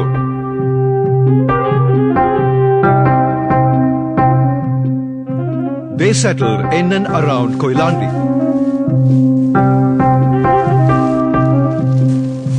Over time, they have popularized the Koilandi hookah in West Asian countries. ഇതിന്റെ അധികം ഉപയോഗിക്കുന്ന സ്ഥലം Arab രാജ്യങ്ങൾ യമനിലാണ് ഇതിന്റെ അധികം ഉപയോഗമുള്ള സ്ഥലം.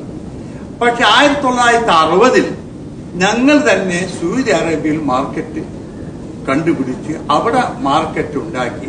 60-ന് ശേഷമാണ് Saudi അറേബ്യയിൽ പോകാൻ തുടങ്ങിയത്. The Mamali family, who made bronze hookahs for the Arabs centuries ago, still continue the age-old tradition. Since those times, the structure of the hookah has not changed, except for some modifications in its appearance. The hookah of Koilandi has 5 parts. The base of the hookah is called Iripar. It holds the body known as Thunder. Thunder, the wooden stem, connects the body to a metal holder.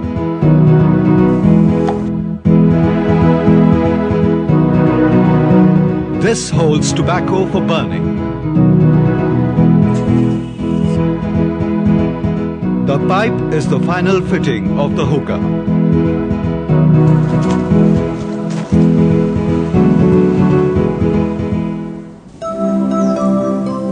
The making of a hookah is a long-drawn process. Preparation of wax molds is the first step. Gum and wax in 1:2 proportion are melted.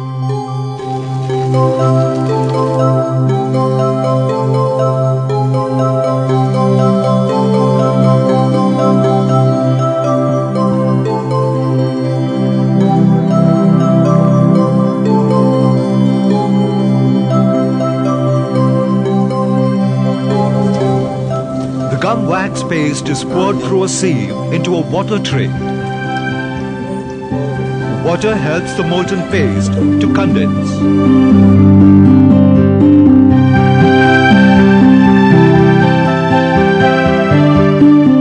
Once condensed, it is cut into pieces and beaten to obtain thin films for making molds. this, the film is pasted on the wooden model of each part of a hookah. Here, the mold of the lower portion of the body is being made. As per the design, the wax films are laid securely on the model.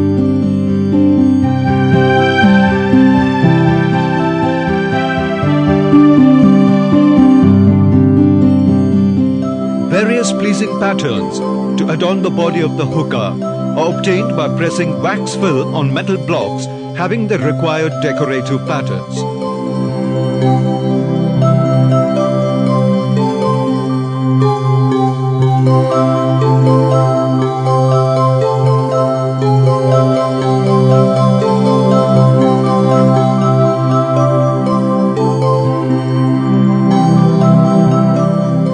These decorative cutouts are then pasted on the wooden model.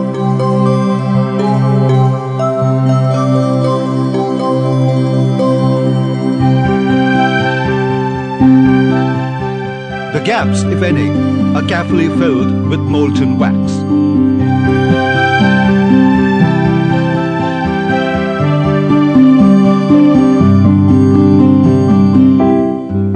When everything is perfect, the mold is carefully removed. The mold to prepare the lower portion of the body is now ready. The mold of the upper part of the body and also other parts are similarly prepared.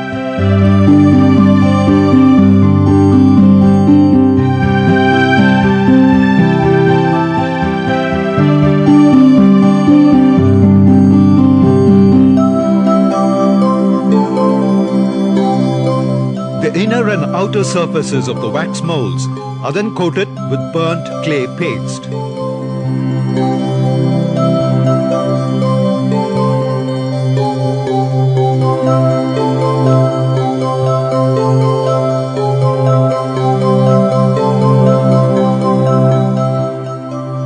These are then immersed in a clay slurry and are kept for drying.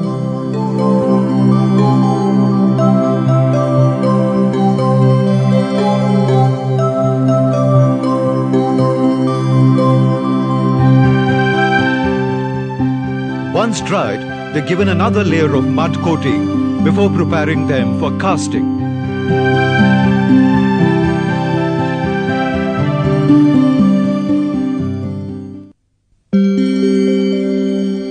Hookahs are made of bronze, an alloy of copper and tin. To obtain the alloy, these metals are loaded in earthen crucibles in the desired proportions for melting.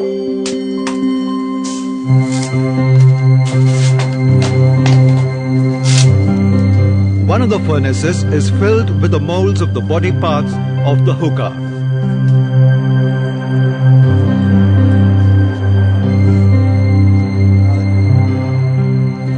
In another adjoining furnace, crucibles containing copper-tin mixture are kept.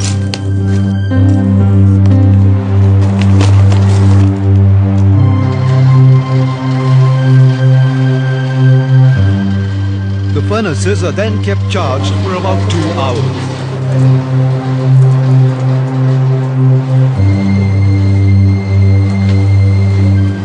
This is the most crucial stage of making a hookah. The mold should be neither overheated nor underheated.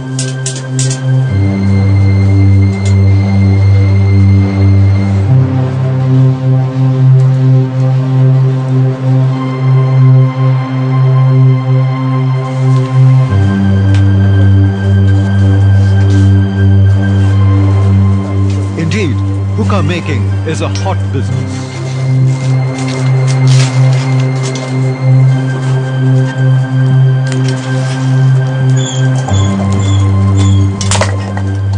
When done, the molds are taken out of the furnace for casting.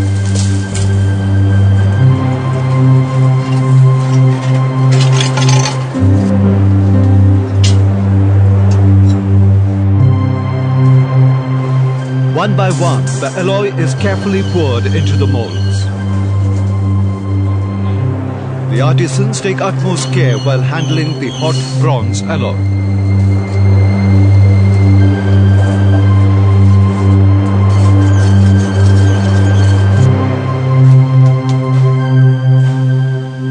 These are then allowed to cool so as to make the molten bronze alloy acquire the design of the hookah's body parts.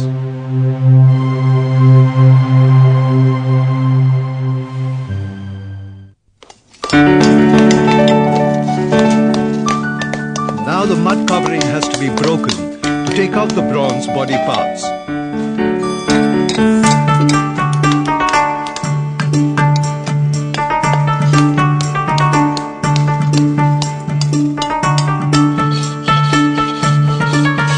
The surfaces are now thoroughly cleaned of dry mud particles and the parts are buffed to obtain their metallic luster.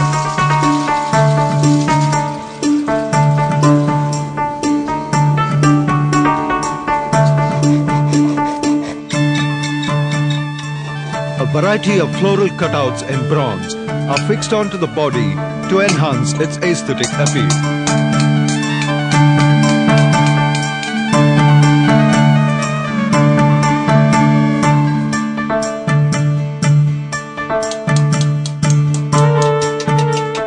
Now a container has to be made to hold water for cooling the smoke as it is drawn through. The Koilandi hookah makers use coconut shells to make water containers. Two shells are joined to make the container.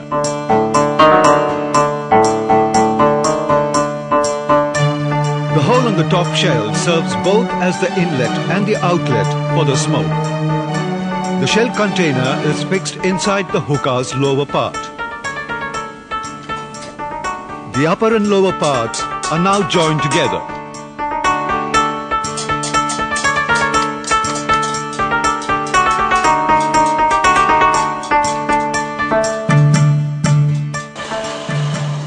A 2 feet long wooden stem known as the thunder connects the body to a metal holder known as tatta, which holds the tobacco for burning. A hole is drilled along the length of the stem for the smoke to waft into the water container.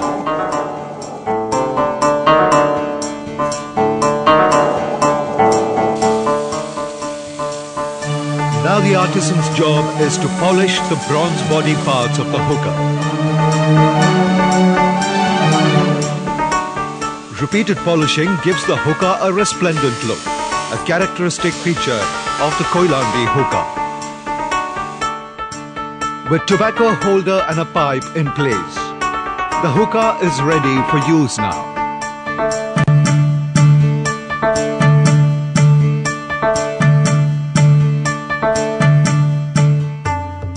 For the connoisseur of the East, there is nothing like the well-wrought, shapely and alluring hookah from Koilandi.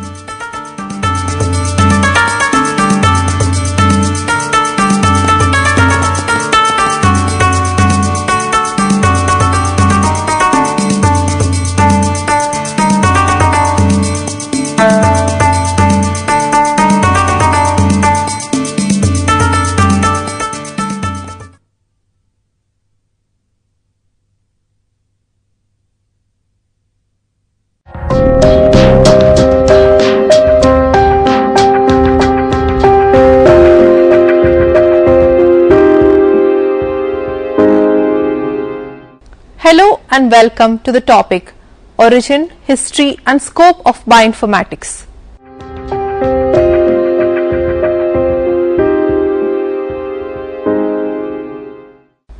Basic concepts. Welcome to the first module of the paper Biological Databases.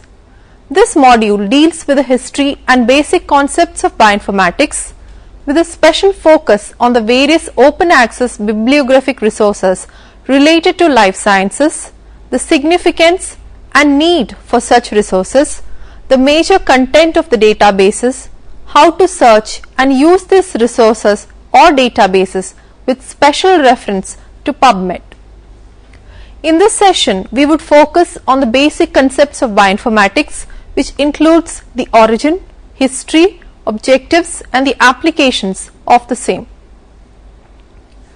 It was in the 17th century that biologists started dealing with problems of information management. Early biologists were preoccupied with cataloging and comparing species of living things. By the middle of the 17th century, John Ray introduced the concept of distinct species of animals and plants and developed guidelines based on anatomical features for distinguishing conclusively between species.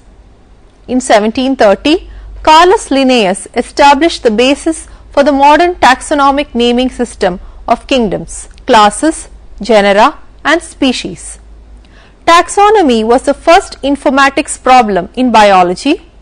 The University of Arizona's Tree of Life project and NCBI's taxonomy database are two examples of online taxonomy projects. Over a century ago, bioinformatics history started with an Austrian monk named Gregor Mendel. He is known as the father of genetics. He cross-fertilized different colors of the same species of flowers. He kept careful records of the colors of flowers that he cross-fertilized and the colors of flowers they produced. Mendel illustrated that the inheritance of traits could be more easily explained if it was controlled by factors passed down from generation to generation. After this discovery of Mendel, bioinformatics and genetic record keeping have come a long way. Growth in laboratory technology facilitated collection of data at a rate that was faster than the rate of data interpretation. Biologists reached a similar information overload and started facing a lot of difficulties in the field of data analysis and interpretation. Collecting and cataloging information about individual genes, that is approximately 30,000 in human DNA, and determining the sequence of 3 billion chemical bases that made up the human DNA became the second informatics problem in biology.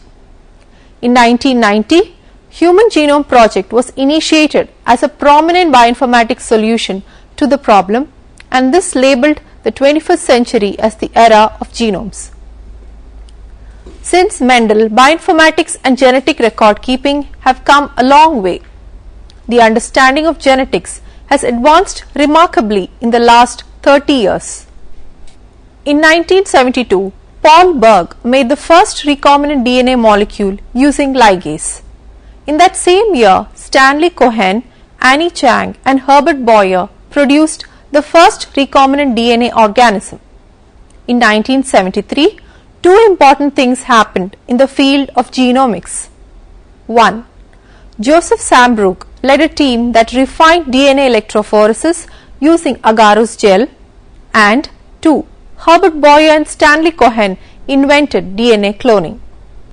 By 1977, a method for sequencing DNA was discovered and the first genetic engineering company, Gentech, was founded.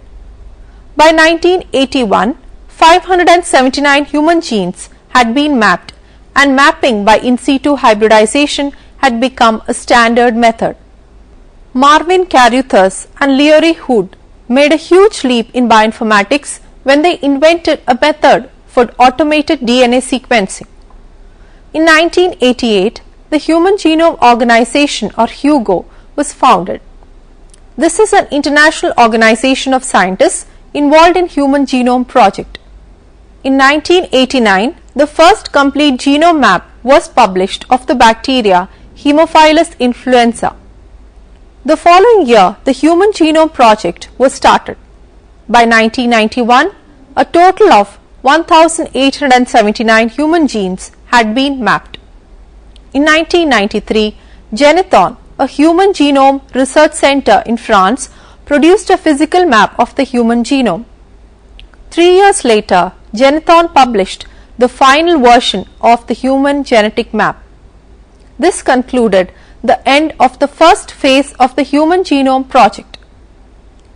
In the mid-1970s, it would take a laboratory at least 2 months to sequence 150 nucleotides. 10 years ago, the only way to track genes was to scour large, well-documented family trees of relatively inbred populations such as Ashkenazi Jews from Europe. These types of genealogical searches 11 million nucleotides a day for its corporate clients and company research. Bioinformatics was fueled by the need to create huge databases such as GenBank and EMBL and DNA database of Japan to store and compare the DNA sequence data erupting from the human genome and other genome sequencing projects. Today, bioinformatics embraces protein structure analysis, gene and protein functional information, data from patients, preclinical and clinical trials, and the metabolic pathways of numerous species. Origin of Internet. The management and, more importantly, accessibility of this data is directly attributable to the development of the Internet, particularly the World Wide Web. Originally developed for military purposes in the 60s and expanded by the National Science Foundation in the 80s, scientific use of the Internet grew dramatically following the release of the World Wide Web by CERN in 1992. HTML. The World Wide Web is a graphical interface based on hypertext by which text and graphics can be displayed and highlighted. Each highlighted element is a pointer to another document which can reside on any Internet host computer. Page display, hypertext links, and other features are coded using a simple cross-platform hypertext markup language or HTML and viewed on Unix workstations, personal computers, and Apple Macs as World Wide Web pages using a browser. Java. The first graphical World Wide Web browser, Mosaic for X, and the first molecular biology World Wide Web server, XPC, were made available in 1993. In 1995, Sun Microsystems released Java, an object-oriented portable programming language based on C++.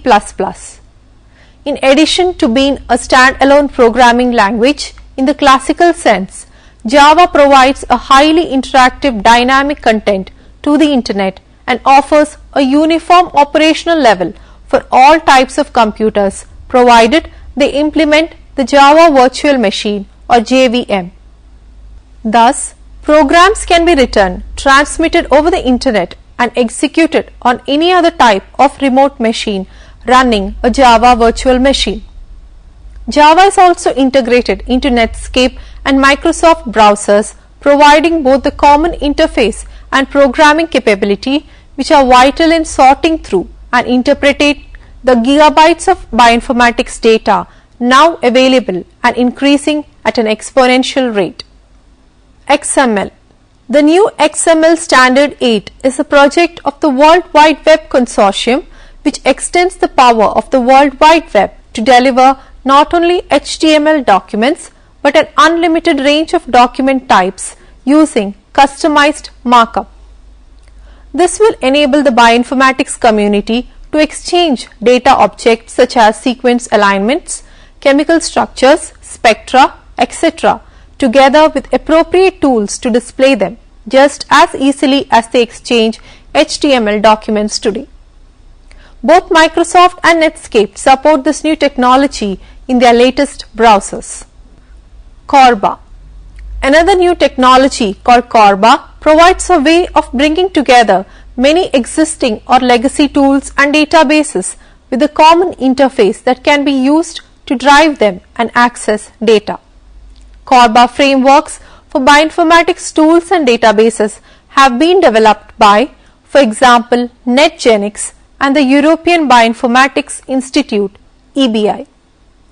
Representatives from industry and the public sector under the umbrella of the Object Management Group are working on open Corba-based standards for biological information representation.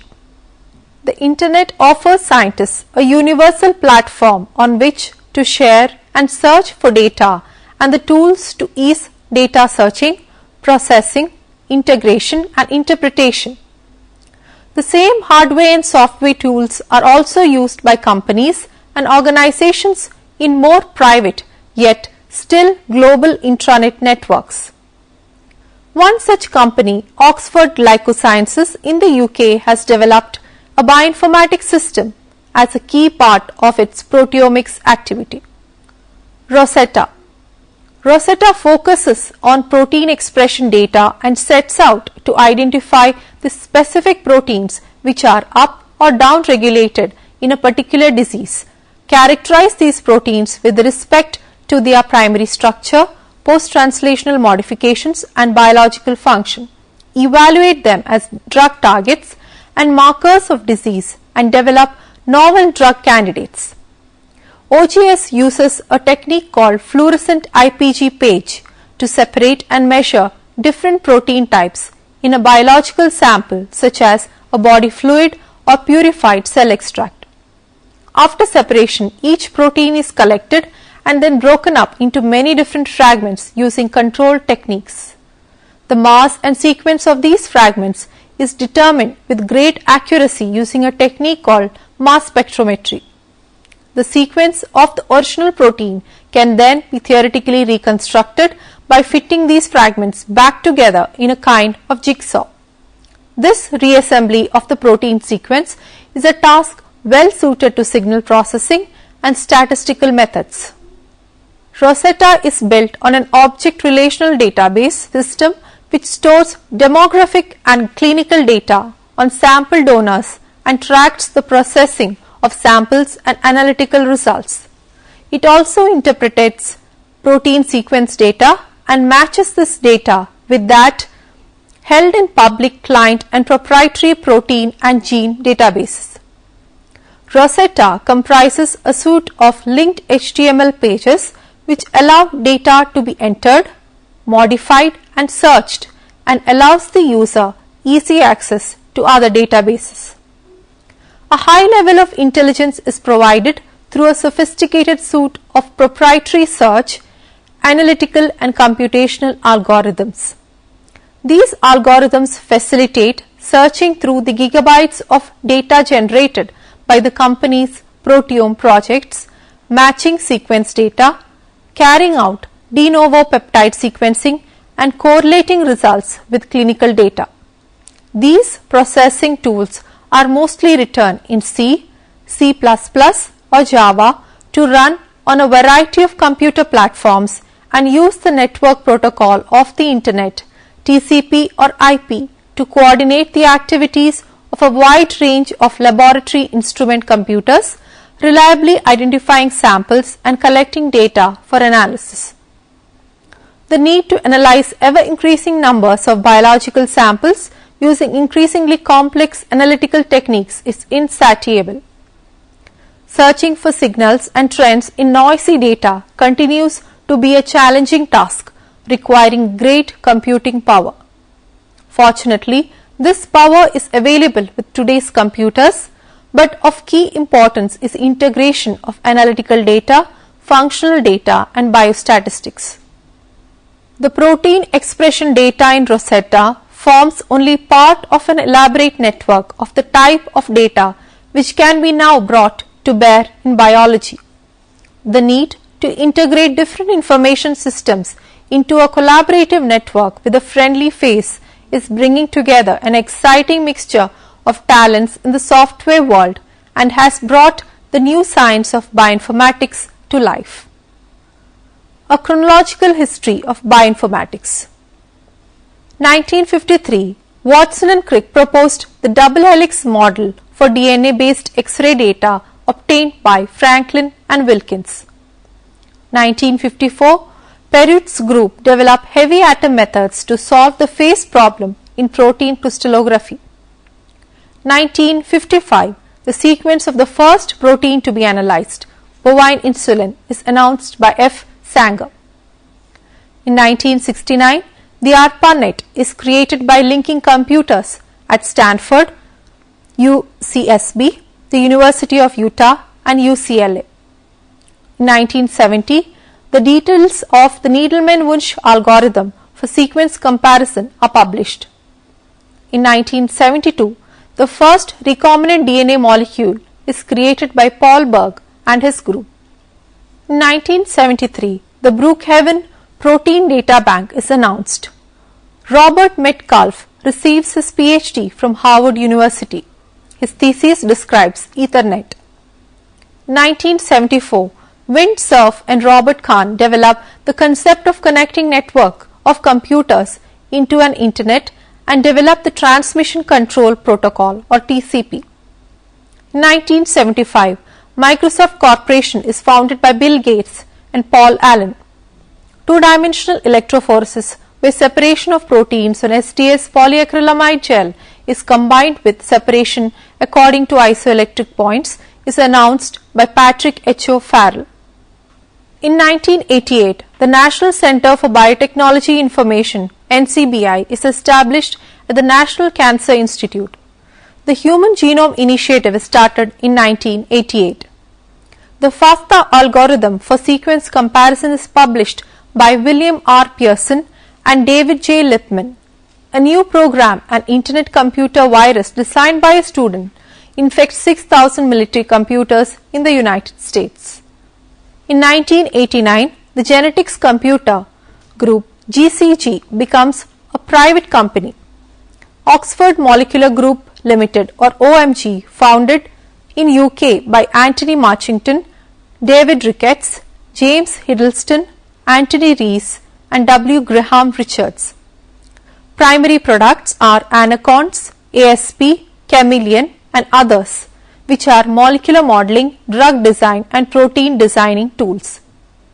In 1990, the BLAST program is implemented.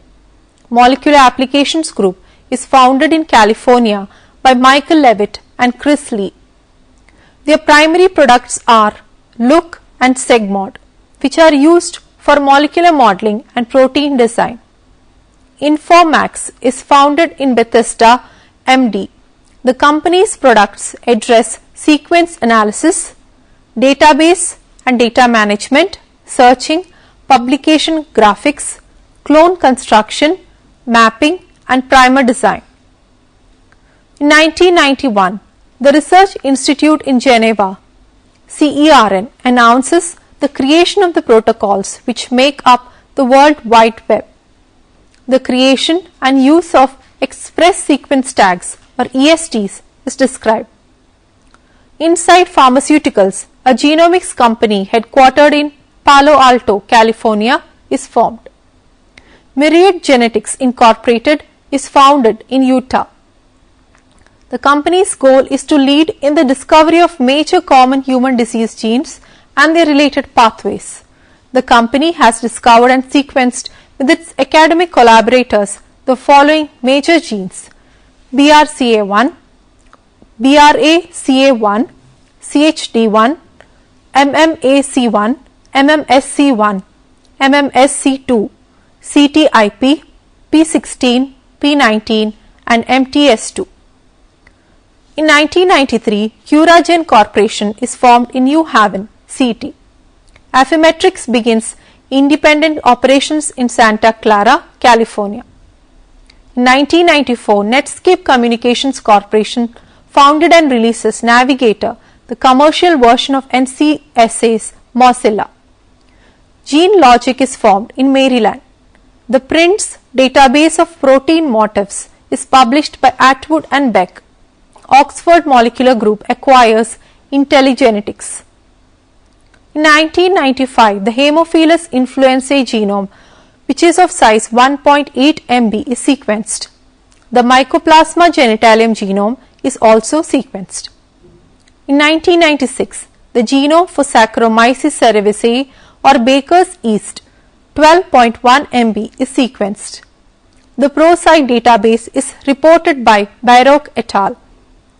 Affymetrix produces the first commercial DNA chips. In 1997, the genome for E. coli, which is of size 4.7 megabase pair, is published. Oxford Molecular Group acquires the Genetics Computer Group. Lion Bioscience AG, founded as an integrated genomics company with strong focus on bioinformatics. The company is built from IP out of the European Molecular Biology Laboratory EMBL, the European Bioinformatics Institute EBI, the German Cancer Research Center DKFZ and the University of Heidelberg. Paradigm Genetics Incorporated, a company focused on the application of genomic technologies to enhance worldwide food and fiber production, is founded in Research Triangle Park, NC. Decode Genetics publishes a paper that described the location of the FET1 gene, which is responsible for familial essential tremor on chromosome 13, published in Nature Genetics. In 1998, the genomes for Caenorhabditis elegans and Baker's yeast are published. The Swiss Institute of Bioinformatics is established as a non-profit foundation. Craig Venter formed Celera in Rockville, Maryland. PE Informatics was formed as a center of excellence within PE Biosystems.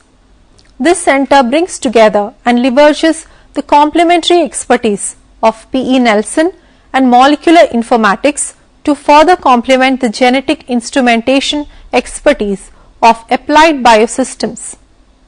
Informatica, a new genomics and bioinformatics company, is established by University College London, the Wolfson Institute for Biomedical Research, 5 leading scientists from major British academic centres and Unibio Limited.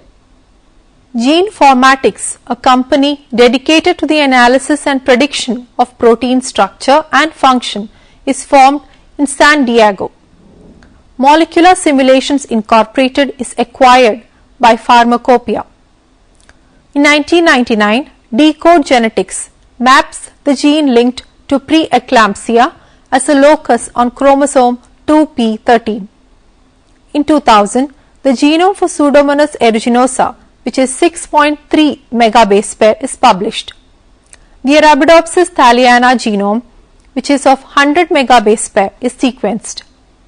The Drosophila melanogaster genome, which is of 180 MB, is sequenced. Pharmacopoeia acquires Oxford Molecular Group. In 2001, the human genome, which is of 3000 megabase pair, is published. What is bioinformatics? Bioinformatics is conceptualizing biology in terms of molecules and applying informatics techniques derived from disciplines such as applied mathematics, computer science and statistics to understand and organize the information associated with these molecules on a large scale. Hence, bioinformatics is a management information system for molecular biology and has many practical applications in various fields. Friedrich Dickey at the Pasteur Institute offers the definition of bioinformatics as the mathematical, statistical and computing methods that aim to solve biological problems using DNA and amino acid sequence and related information.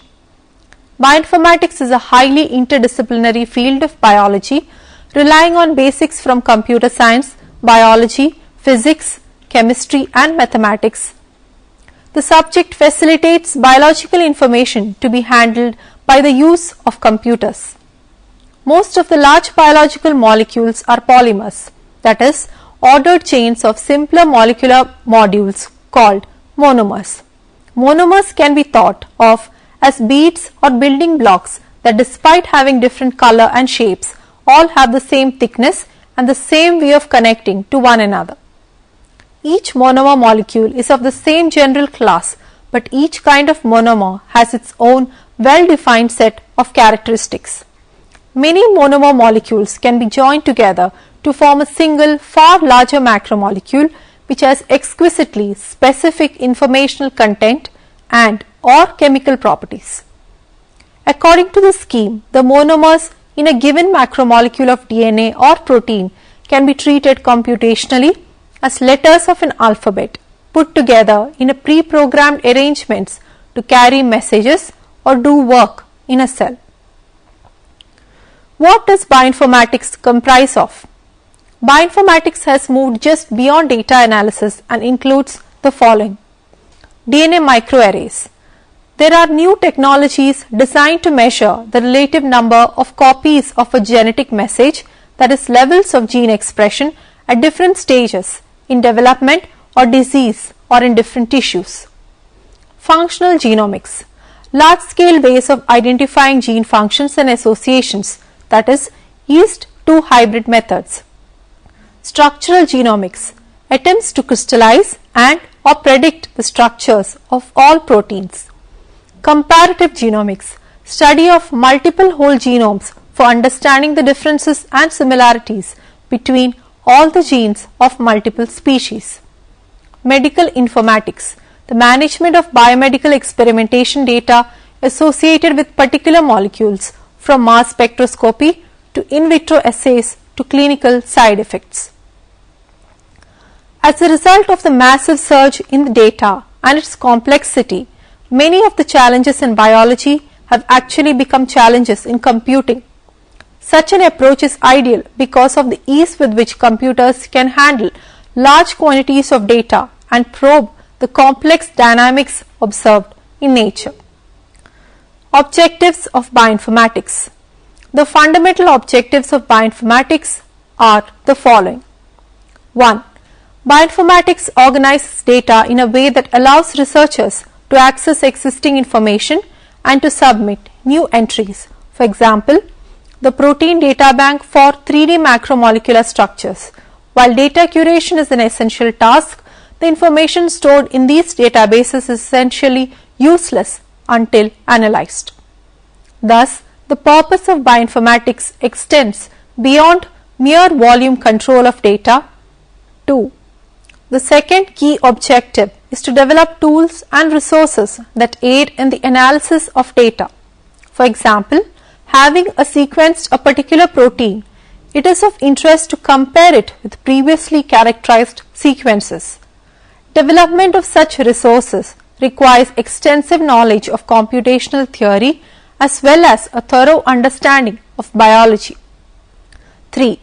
The third objective is to use the tools to analyze the data and interpret the results in a biologically meaningful manner. Traditionally, biological studies examined individual systems in detail and frequently compared them with a few that are related. In bioinformatics, we can also conduct global analysis of all the available data with the aim of uncovering common principles that apply across many systems and highlight features that are unique to some. Let us now summarize what we have discussed so far. Bioinformatics is the science of using information to understand biological phenomena. It offers the tools that can be used to answer some of the questions related to biological phenomena. It is part of the larger science of computational biology. Computational biology is the application of quantitative analytical techniques in modeling and solving problems in the biological systems. Bioinformatics at the basic level deals with biological information, data collection and data storage, data searching and retrieval, analysis and predicting patterns. By 1981, 579 human genes had been mapped, and mapping by in situ hybridization had become a standard method. Marvin Carruthers and Larry Hood made a huge leap in bioinformatics when they invented a method for automated DNA sequencing. The following year, the Human Genome Project was started. By 1991, a total of 1,879 human genes had been mapped. Bioinformatics was fueled by the need to create huge databases such as GenBank and EMBL and DNA Database of Japan to store and compare the DNA sequence data erupting from the human genome and other genome sequencing projects. Today, bioinformatics embraces protein structure analysis, gene and protein functional information, data from patients, preclinical and clinical trials, and the metabolic pathways of numerous species. Now, you can try to answer the questions given here. 1. Explain how the origin of Internet influenced the development of the field of bioinformatics. 2.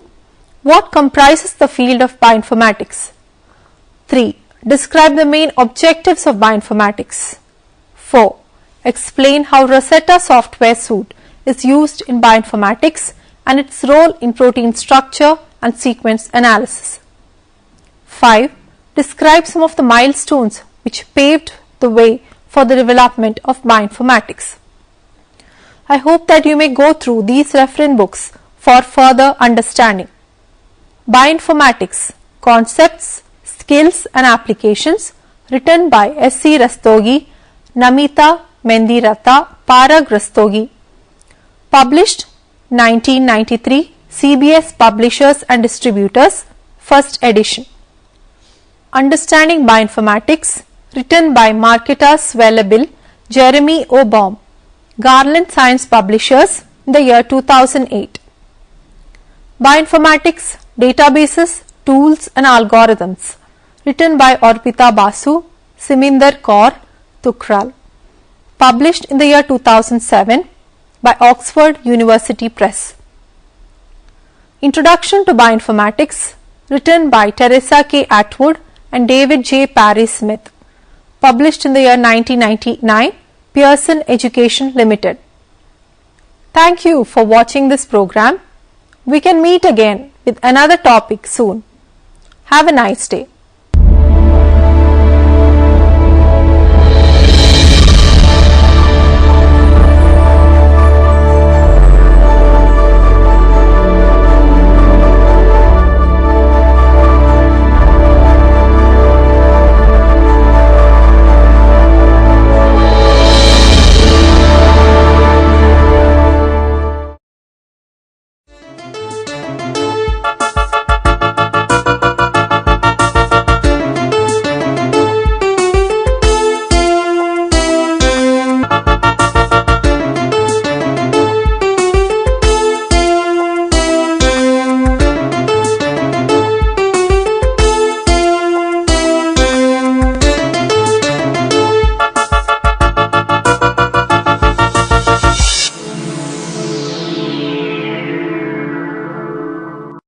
Hello, welcome to this edition of Interface. We have with us today Professor Bill Ashcroft, Professorial Fellow at the School of Arts and Media, University of New South Wales, Sydney, Australia. Professor Ashcroft is a well-known figure in postcolonial studies. In fact, one of the founding fathers of postcolonial studies in English. Professor Ashcroft, probably what most of the students or teachers or research scholars who listen to this program would like to know is what has happened since that book of yours got published, the monumental work, The Empire Writes Back. Well, a lot has happened. That was over 25 years ago. But an interesting thing was that it came out in a decade of great change. 1989 was the year the Berlin Wall came down, the year the end of the USSR.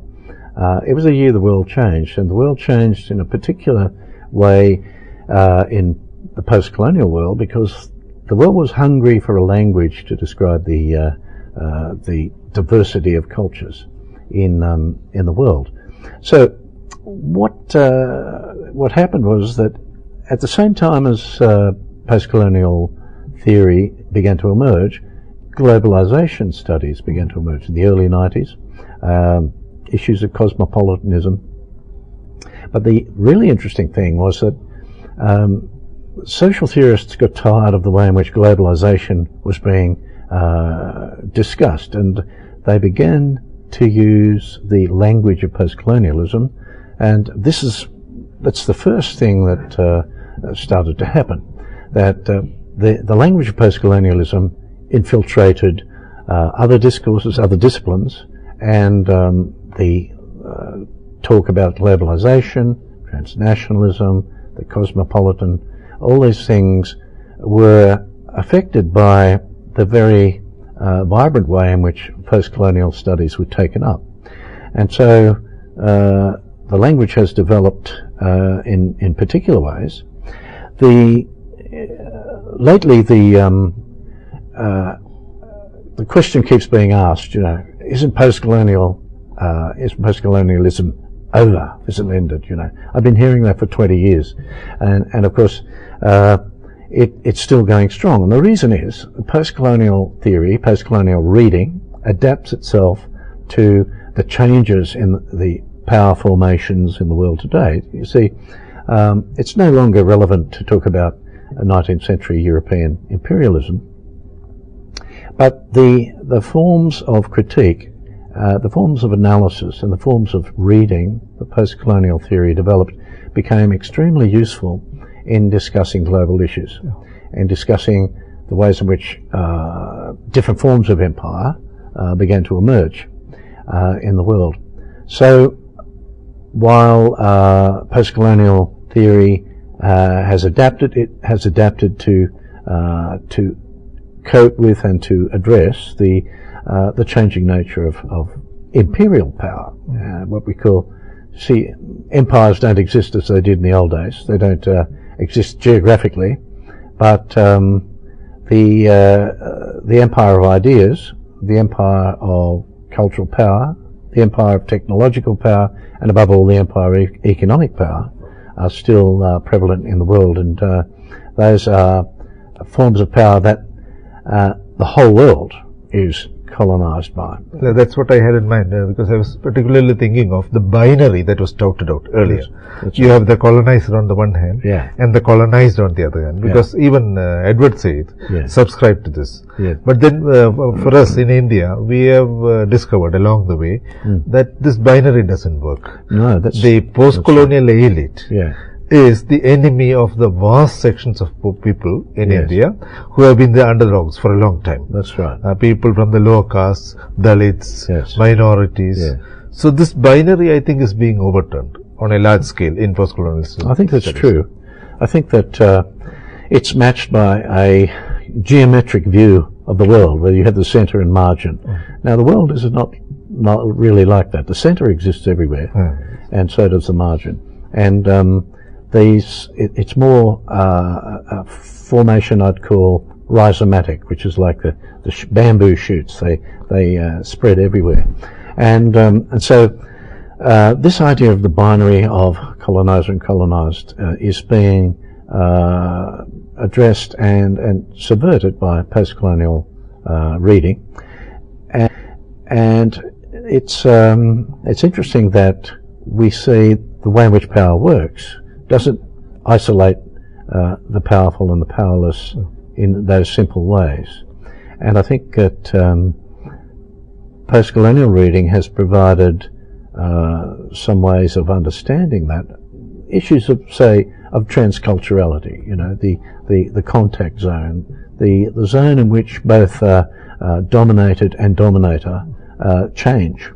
And so the whole world has become a contact zone with the influence of the internet and the spread of globalization. So this again, I think, is an issue. So when you talk about utopia, so you did early in the day. So I think you mentioned the neoliberal utopia also at the end. Yes. As yet another kind of utopia. That's right. So I don't think post-colonial studies in the beginning interrogated neoliberal or let us say globalized economies. I think this is something that has happened afterwards, right? That's right. Yes, that's right. And also, of course, post-colonial studies has only recently, in a book that's coming out by me, thought of the concept of utopianism. The Utopian Studies Society began in the late 80s at the same time as post-colonial theory began to emerge. They're only now coming together. And the interesting thing about that is that we see that post-colonial writers and artists have a particular facility for imagining the world in a different way. Pre-independence writers and intellectuals had a utopian view of what life would be like once independence came. But once it came, the somber realities started to sink in. But nevertheless, writers have a view of the future that is an imagined future, a view of the possible that enables people to critique the present. See, every utopian view, every form of utopianism is either explicit or implicit critique of present conditions. And most often in the post-colonial world, they're critiques of the nation state, of the economic structure that the nation state is complicit in. And so this is one way in which post-colonial studies is developing. As I said, the 19th century European empires are no longer relevant, but imperialism still remains relevant in the world today. Neo-imperialism, the imperialism of failed utopias. And when I mention the word utopia in relation to neoliberalism, I mean that shows us that achieved utopias are always dystopian. Nevertheless, we need to imagine a world that's different. And post-colonial writers have been doing that for a very long time. Ever since the early independence days, when they began to critique the nation state, they developed a view of the possible outcomes of social change, of cultural activism, which have been very, very potent in the world. And to me, that's one of the great benefits of post-colonial writing. They had that history, they had that memory of a different kind of past that drove a vision of the future. And that's the way in which the writing of formerly colonised people can intervene to change the world, I believe, because we live in a world where there is no, centre margin, no dominator in that simple sense. There's an infusion and a blurring that means that some of the concepts of post-colonial reading have become very relevant.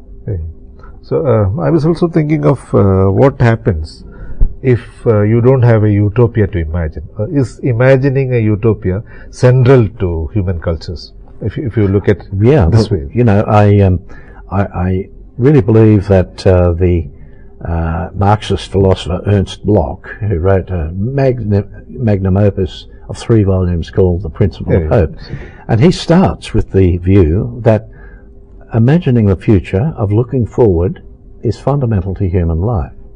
And so, whether it's explicit or not, a critique of the present, there is always an imagining of a different kind of world. Now, this is particularly interesting in Indian writing. You see, I'm very interested in the post-Rushdie novel, Indian novel, and what we see is that those principles generated by Rabindranath Tagore and Mohandas Gandhi, of critique of the nation, a view of society that existed beyond the nation, have come to infuse contemporary writers. Because they critique the nation state for its demonstration of power, for its for the kinds of oppression that simply continue the practices of the colonial state. So what we see in that is a view of a different kind of India, a kind of India where the structures and the stratifications that are endorsed by the nation state dissolve. So in their writing, which critiques the nation state, there's a view of a different kind of India.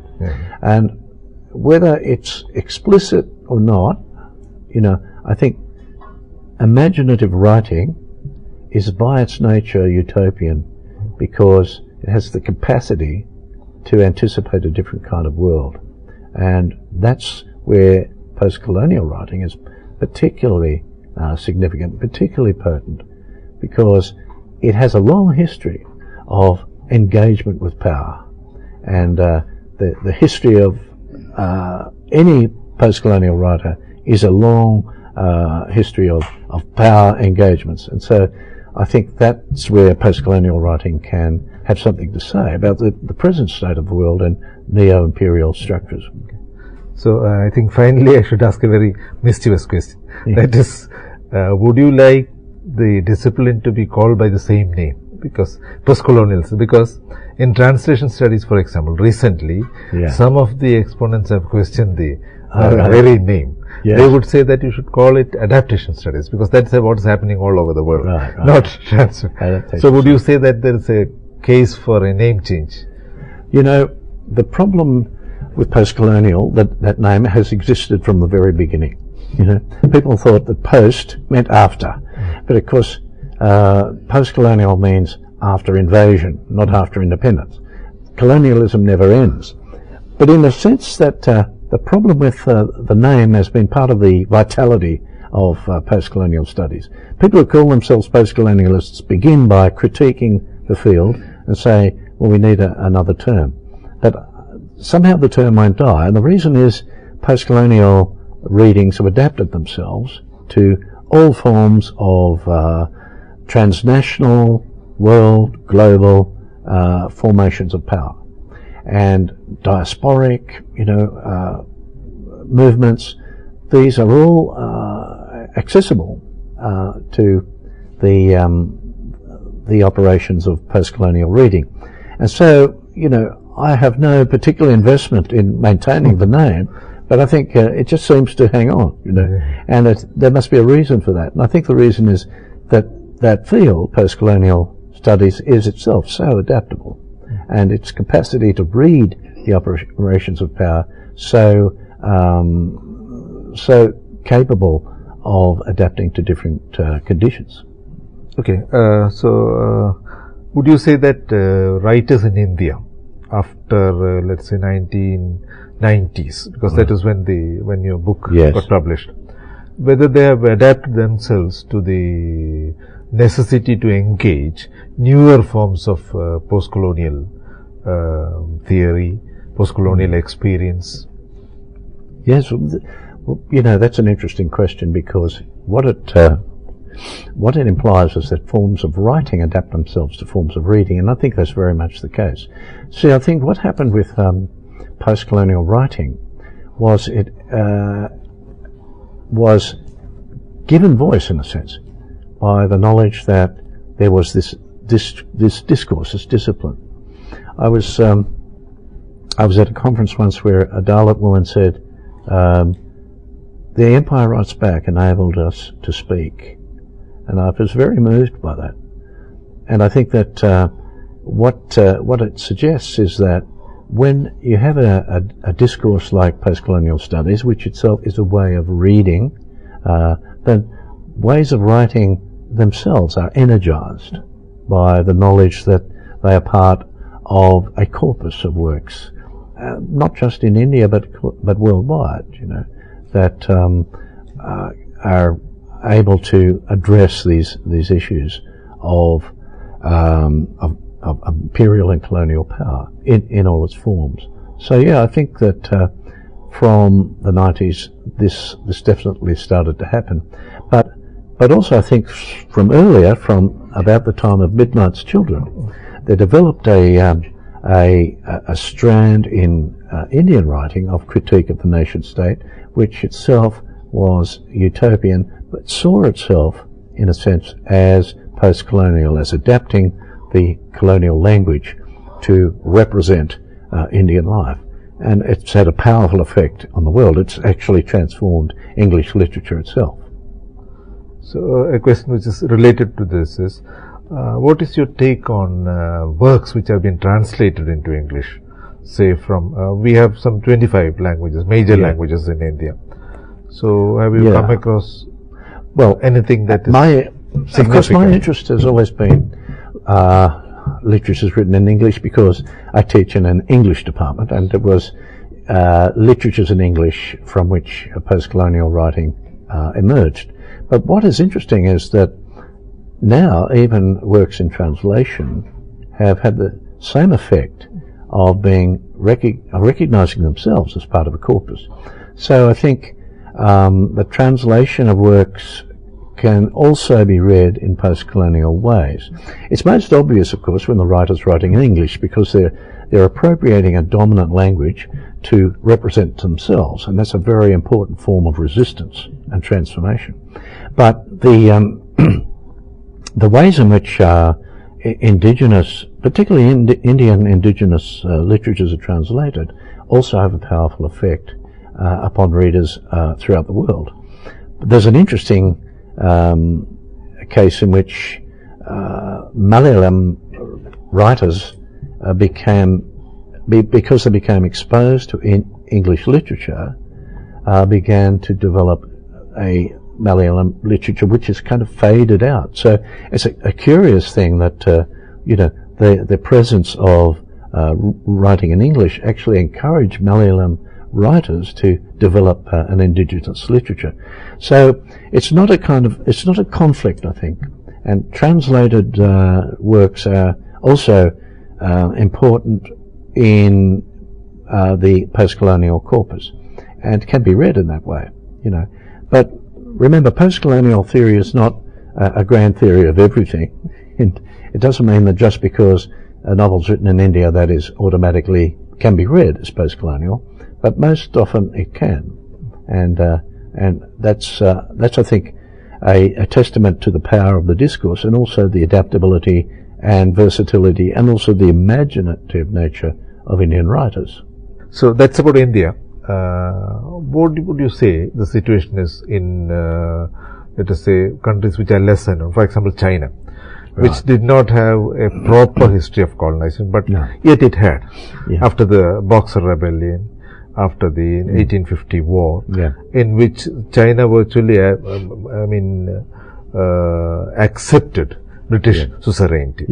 So would you say there is a case for a kind of post-colonial literature emerging in a country like China or Afghanistan even? Well, I definitely see a case for post-colonial reading of China.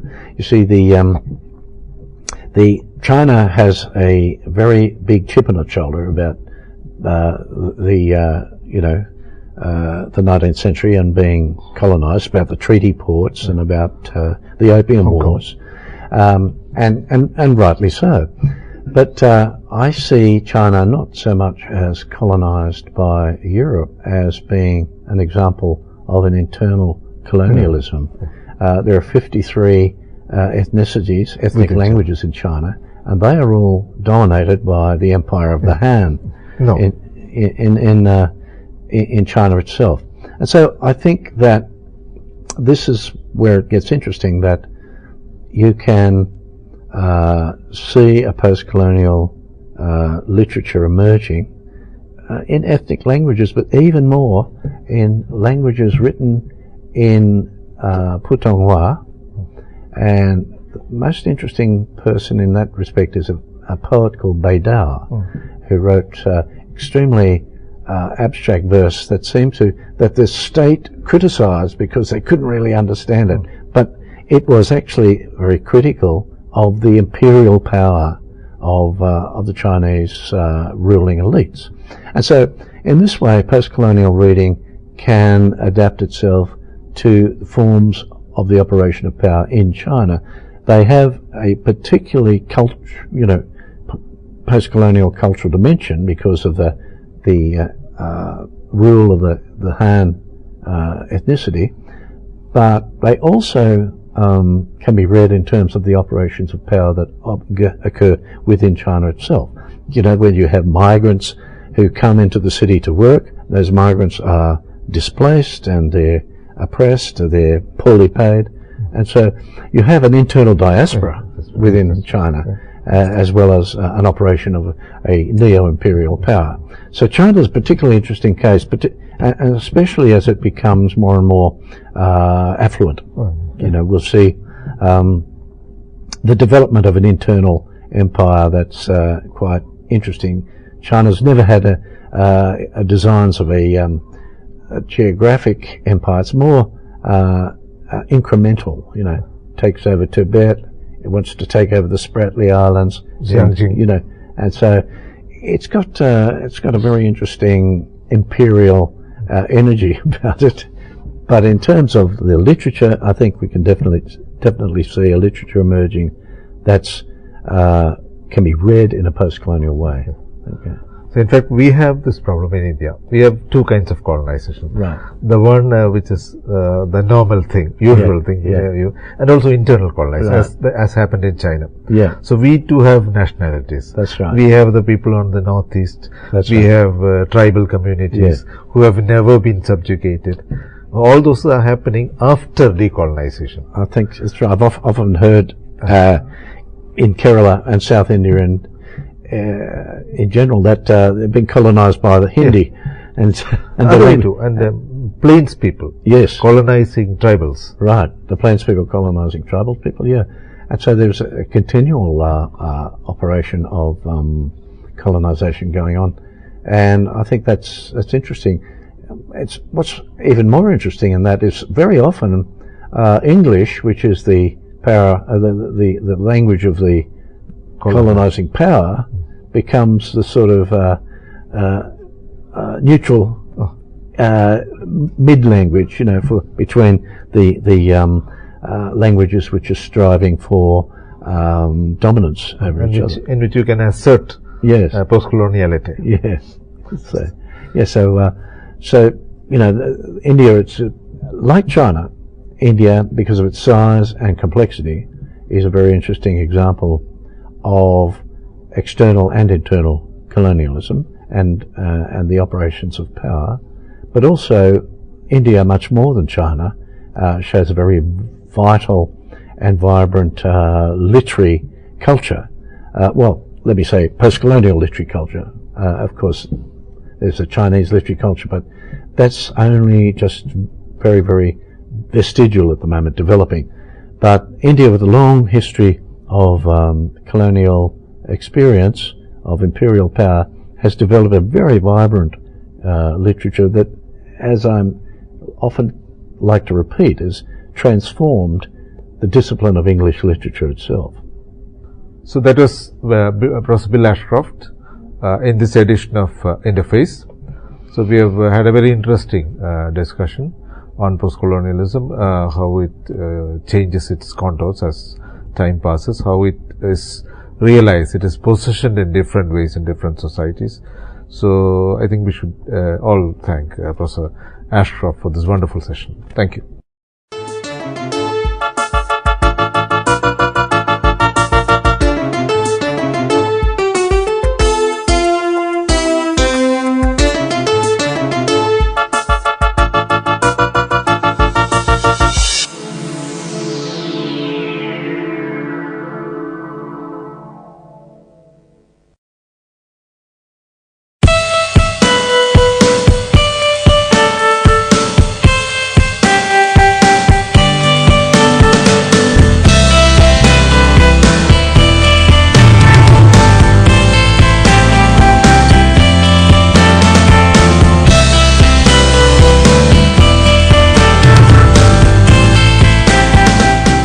Hello and welcome to the session Factors Influencing Education.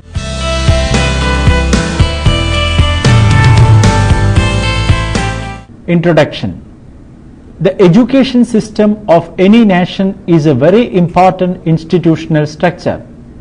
Through the educational system, students are taught the skills they will need to become successful members of the society.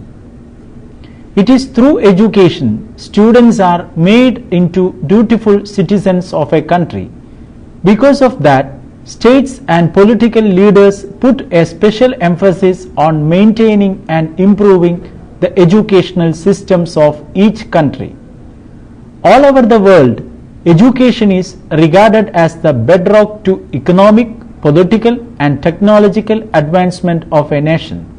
This is why it is often emphasized that no nation can rise above its educational system.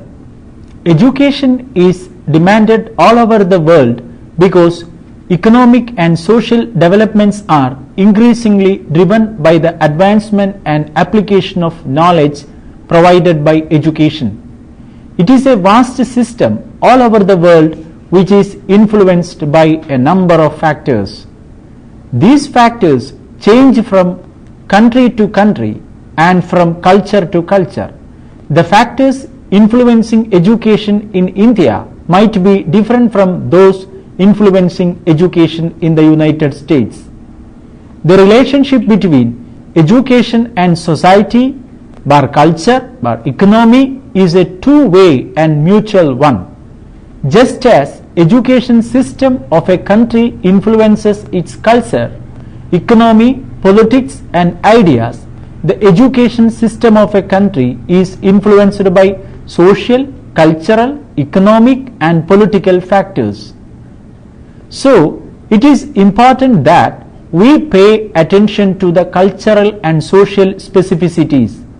This unit is an attempt to map some of the general factors influencing education all over the world and in all cultures. First one, the major factors influencing education are philosophical factors, social factors, cultural factors, political factors, psychological factors, economic factors. We will try to get an overview of all these factors in this unit. Module 2, philosophical and political factors. Philosophical factors. All human societies, past and present, have had a vested interest in education. Children are born illiterate and innumerate and ignorant of the norms and cultural achievements of the community or society. But with the help of an educational system, with the help of professional teachers and the dedicated amateurs in their families and immediate environs, within a few years they learn to read, write and calculate. In other words, they learn to act in culturally appropriate ways. Some learn these skills with more facility than others. As a result, education also serves as a social sorting mechanism where some people are placed ahead of others on the basis of educational qualification. Education thus has an enormous impact on economic fate of the individual. Education equips individual with the skills and knowledge that allows them to define and to pursue their own goals. It also allows them to participate in the life of their community as full-fledged autonomous citizens. Thus, education is important both for an individual and for the society or state. Education is something that alters a person's life. For that reason, education is linked to questions of meaning of life. This is inevitably connected to philosophical issues. At the same time, education is a tool of the state or society to mold the thoughts and ideas of an individual. The ideologies, ideas and philosophies of a society are imparted to an individual through education. Hence, philosophy is one major thing that shapes education and educational policies. Behind every educational system is a set of related beliefs, a philosophy of education that influences what and how students are taught. A philosophy of education is a major deciding factor on questions about the purpose of schooling, a teacher's role, and what should be taught and by what methods, and several other issues related to the modalities of education. There are always some deep philosophical questions that lie underneath education. They include: why human beings should be educated? What should decide the content of education? Who should educate human beings? How should human beings be educated?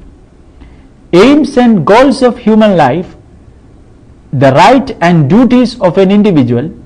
Educational programs are based on such a philosophy so that they can serve the humanity. Philosophy decides to mold educational policies and methods to suit the needs of a country or society. Philosophy helps education to adapt itself to the changing needs of the society. This influences every aspect of education. The most important areas influenced by philosophy are aims, functions, curriculum, method of teaching, textbook, teacher-student relationship, discipline, modes of assessing success. The aims of education are directly related to the aims of life. Aims of life are determined by the philosophy of life. The education system of a country will be determined by the philosophy of the state or government of a country too. An example is the totalitarian state. Totalitarianism or totalitarian rule is a political system where the state is usually under the power of a single political person, faction or class. It recognizes no limits to its authority and strives to regulate every aspect of public and private life wherever feasible. Such a state will educate its citizens for common good. The individual will not have a role in such a system. The democratic philosophy of democratic state will influence the educational systems of such a country. Thus, philosophy determines why a person should be educated and how. It also gives and limits the rights and powers of individuals through education. Another example is the early Indian Vedic education.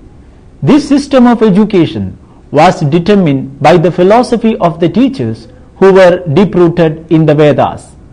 Likewise, in Western countries, the philosophy of the church or other religious or political institutions influences the systems of education. In the early history of the West, we can see that the ideology of the church determined education to a great extent. In early India, education was seen as a process of acquiring religious and philosophical insights on life. Mode of education and the relationship between the teacher and the student is also determined to a large extent by philosophy. In totalitarian educational system, the teacher becomes the center, and in democratic system, the student becomes the center. Teacher-centered philosophies tend to be more authoritarian and conservative and emphasize the values and knowledge that have survived through time.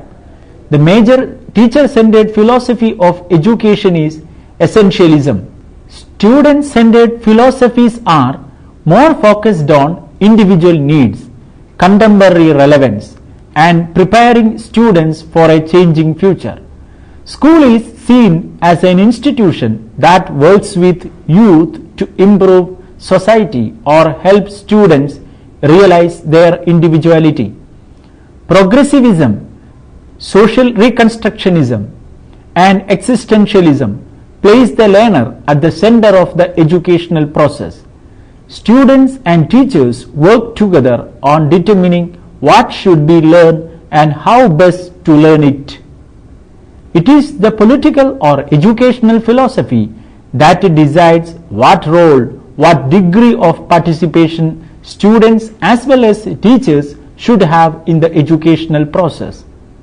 An example of this is the DPEP educational system implemented in Kerala, in which students have a significant level of participation. Political factors. Another related factor that affects education is the political factor. The state has a say in the policies to be implemented in the educational system of a country. So, the political agendas and ideologies of the state influence education to a considerable degree. The political philosophy of a country determines the educational system of a country to a great extent. There are different political systems in the world, and these political systems influence the educational policies. There are three major political systems in the world. 1. Totalitarian state. A totalitarian state will assume complete control over the educational system. Students will be taught to accept the will of the state uncritically. The state will prescribe the curriculum, textbook, and course of study and modes of instruction. The absence of academic freedom is a feature of this system. The community or cultural groups will not have any room for participation in the education process. Second, democracy. In this, the burden of providing education is borne by society as a whole. The powers and resources are distributed between the central and state governments. In democratic societies, education is seen as the birthright of an individual. Importance is given to the development of individual. In a democratic state, there will be bodies independent of the state to decide on matters of education and educational policies. Module 3: Cultural and Social Factors. The educational systems of different cultures vary. Since education depends on the social and cultural life of each society, they are different for different cultures and society. The cultural patterns of a society determine the educational patterns of that society. For example, some cultures place importance on the spiritual aspect of life, and some others place influence on the materialistic aspect of life. The educational views of these cultures might vary on the basis of what they place importance on. Two principal agencies in society, the family and the school, powerfully shape education. The influence of these two agencies is constrained by the wider social and cultural systems into which they are embedded. There is great diversity in cultural backgrounds, social conditions, family arrangements, and that shapes the educational organization. The developments in the computer technology and telecommunication are of much interest and influence today's education. Every country has its distinctive culture, which plays an important role in shaping its social, economical, and political system. However, there are many outside influences that also play a significant role in shaping the social, economic, and political culture of countries. There was a time when state used to make policies according to their own cultural trends. These cultural trends altogether include language, history, race, and religion, as well as social, economic, and political system of the countries. However, the present trend of international relations has changed the traditional concepts of culture. This influences the prevailing social, economic, and political system of various countries of the world. Nonetheless, culture also includes the various social, economic, and political trends in any society. Countries of similar geographies and similar political organization tend to have similar educational cultures. For instance, the culture of education in the Western societies or the developed part of the globe is more or less same. Similarly, the various cultural trends in the developing countries regarding educational development vary from least developed country to developing country according to their level of development.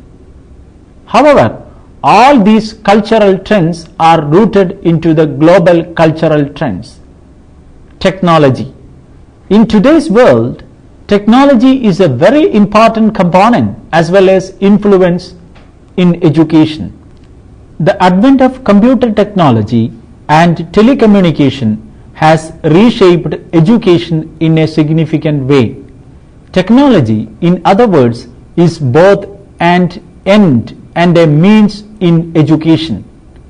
Technological advancement determines educational structures. At the same time, the compulsion to cope with a technologically advanced society requires education to change and adapt itself to the new scenario. Technology has helped to transform educational programs and policies. In this modern technology-dependent world, it is imperative to get a quality education. While economic and social factors are often solely blamed for educational inequities, there are many factors that affect education legislation. Through taxes, political promises for special interest groups, and efforts to encourage international competition through technology and academics, millions of students are affected by educational policies. Globalization. With the advent and rise of technology, the world has essentially become a global community. Through trade and political connections, this technology-based global community has also impacted education. Due to the almost instant exchange of ideas and information, students are no longer just competing with other local and national students. They are competing with students from around the world for admittance to colleges and for jobs. This development has forced school systems to increase already rigorous curricula in order to prepare students to compete in this global arena. Home and community environment. The next immediate social factor is the home and community environment. The following factors play a crucial role. Parents and their nature. Their effectiveness as parents, their effectiveness as role models, their ability to provide a comfortable, healthy, nurturing home environment, the social and economic status of family and community, social backwardness of a community. Though many can overcome limitations in home and community, many cannot easily do this. Of course, these factors are interrelated in the sense that all influence the student in various degrees depending on the student and circumstances.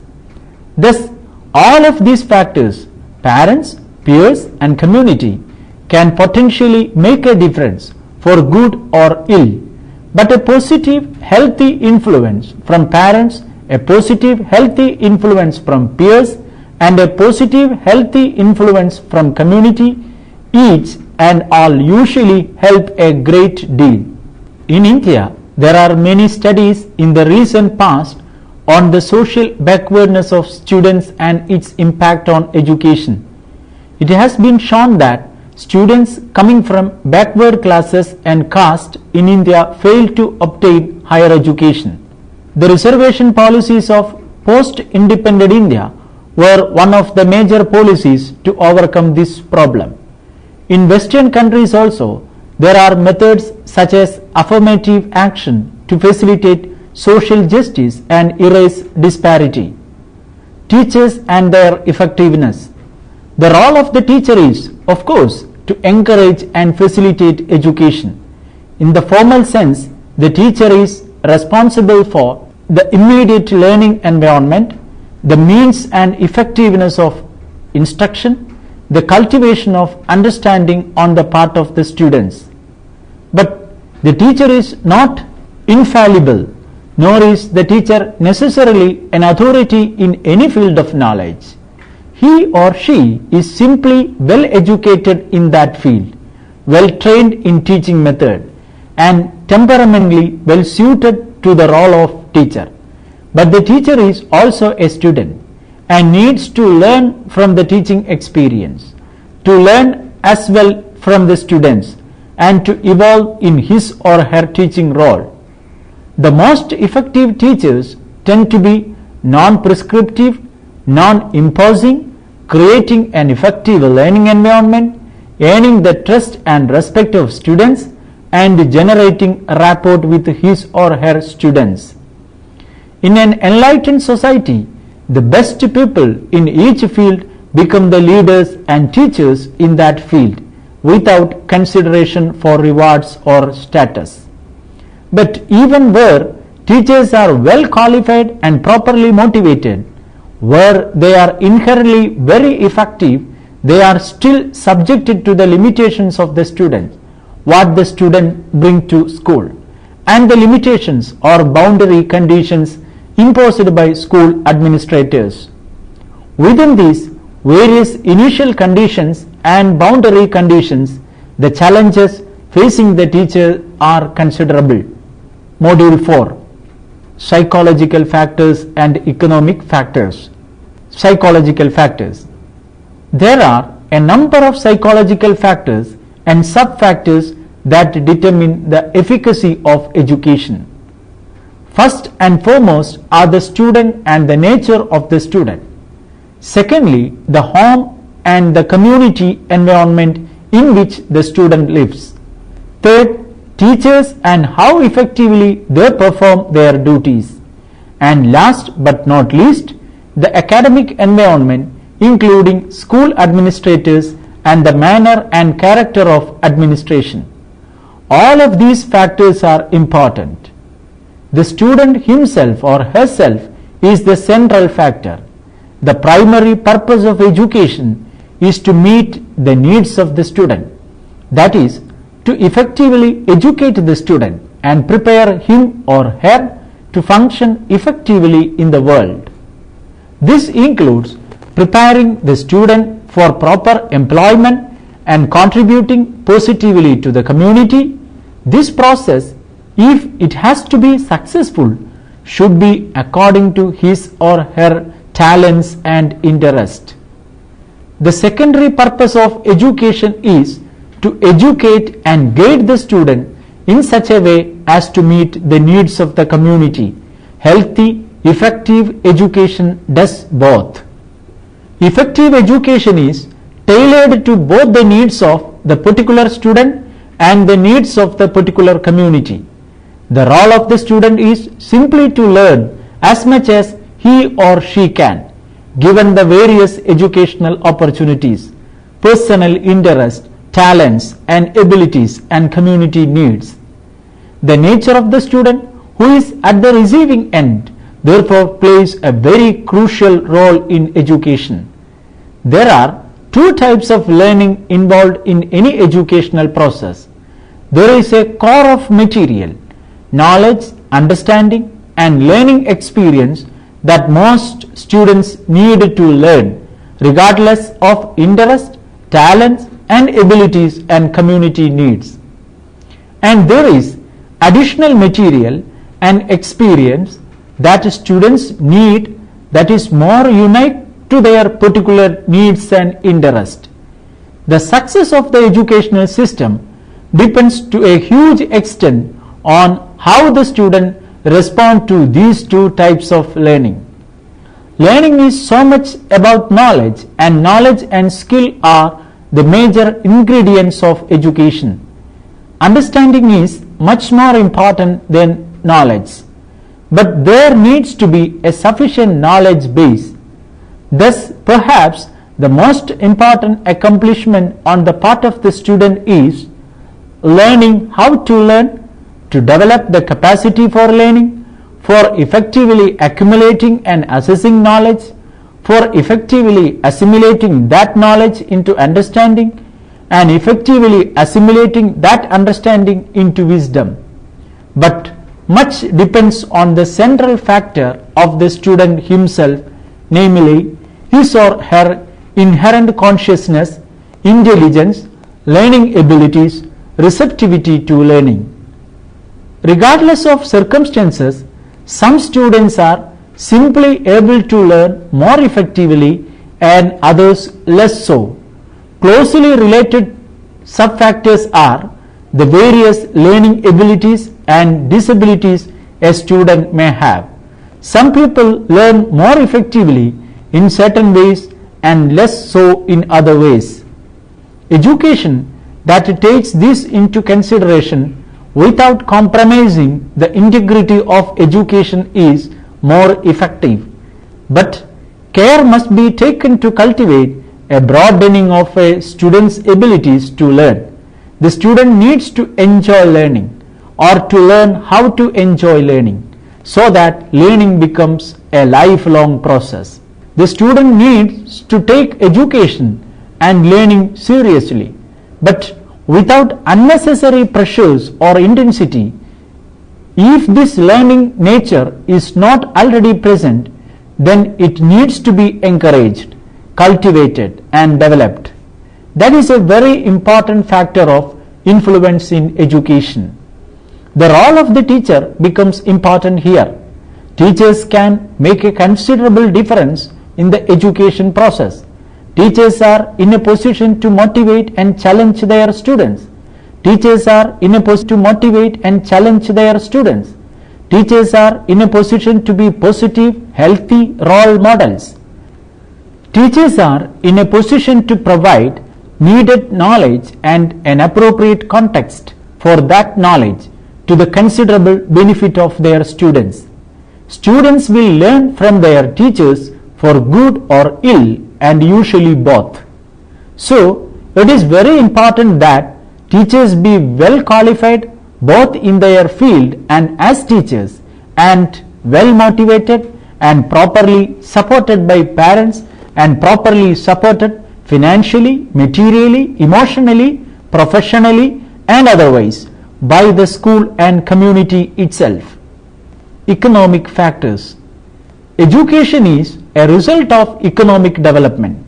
The quality of education is also determined by the economic factors of a country.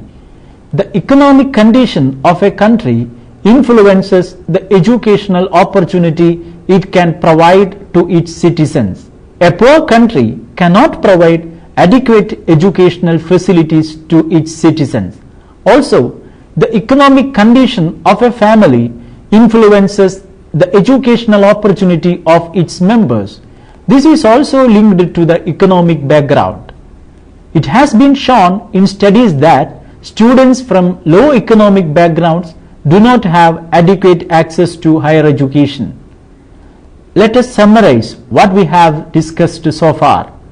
This unit was an attempt to lay out the major factors influencing education. Though these factors change from country to country and from culture to culture, we have tried to arrive some general issues with regard to this. Education influences economy, politics and culture of a country, and is in turn influenced by all these factors. Also, in the wake of advancement of technology and the advancement of globalization and privatization, we need to consider the factors influencing education in a different light. The social parity and the access to education has been a major concern for education policy makers. The economic and social background of the students determine their opportunity to acquire education. The political environment of the country and the political philosophy and ideology of the state plays a major role in defining the curriculum and methods of pedagogy. The cultural doctrines of a country have its own impact on the educational policies, though with the advent of professional and privatized education, such doctrines are not paid much attention to. Now, you can try to answer the given questions here. Assignments. First one, what are the totalitarian views of education? Second, what is the impact of globalization on education? Third, how do economic factors influence education? Fourth, describe how philosophical factors influence education. Now, you can go through the reference books listed here. Christopher B. Swanson and Janelle Barlard, A Study of the Factors Shaping Education Policy, Editorial Projects in Education Research Center, December 2006. Michael West, Education and Psychology, Bibliobazar, 2010, Nell Nordings, Philosophy of Education, Westview Press, 2006. Thank you for watching this program. Hope that you have enjoyed the session. Take care.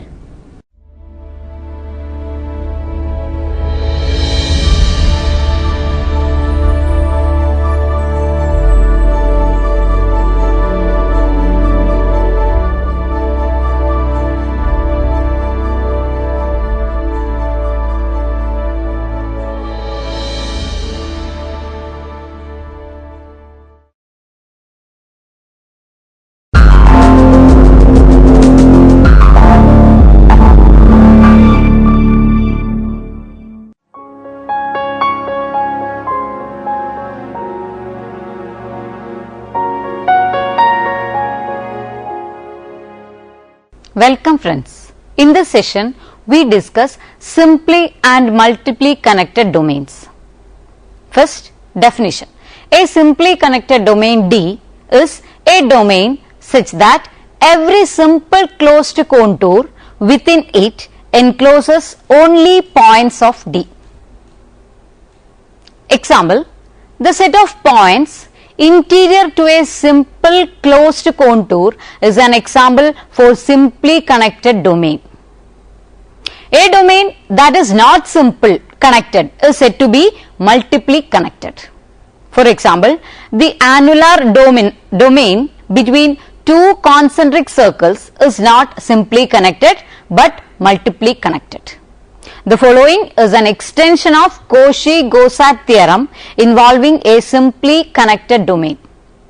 Theorem says that if a function f is analytic throughout a simply connected domain D, then integral over C f set d set is equal to 0.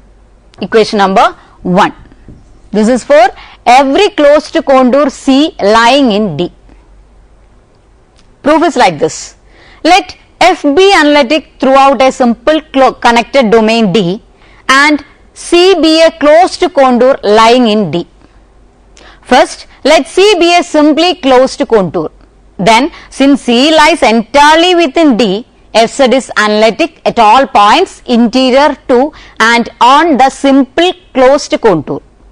Hence, by Cauchy-Gosat theorem, we have integral over C f z dz is equal to 0. Now, let C be closed but not simple.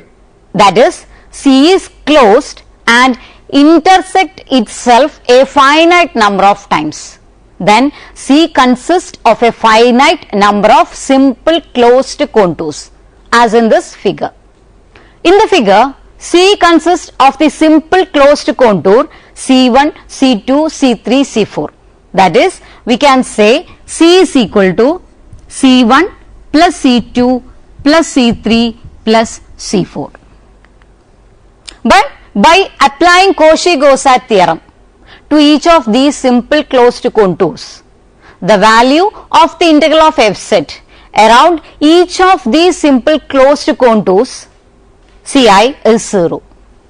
That is, integral over Ck f z dz is equal to 0, where k varies from 1 to x, 1, 2, 3, 4. Hence, it follows that integral over C f z dz is equal to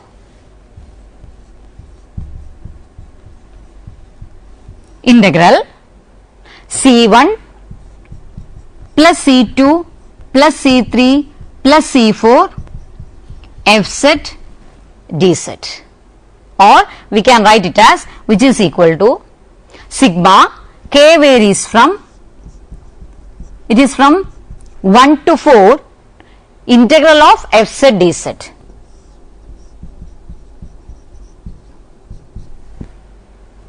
This is again which is equal to, this is integral over Ck, here k varies from 1 to 4 integral f z dz, which is equal to sigma k is from 1 to 4 0. That is, the value is equal to 0. If the closed contour has infinite number of self intersection points, then also the result is true. Next, we have a result. The values of the line integrals from Z1 to Z2 are independent of the contours taken so long as those contours lie entirely within the simple connected domain D. The proof is like this. If two contours C1 and C2 each lie in a simply connected domain D and have the same initial and terminal points Z1 and Z2 respectively, then C1 and minus C2 together form a closed contour. Then, by our Cauchy-Gosat theorem, when f is analytic in D, we have 0 is equal to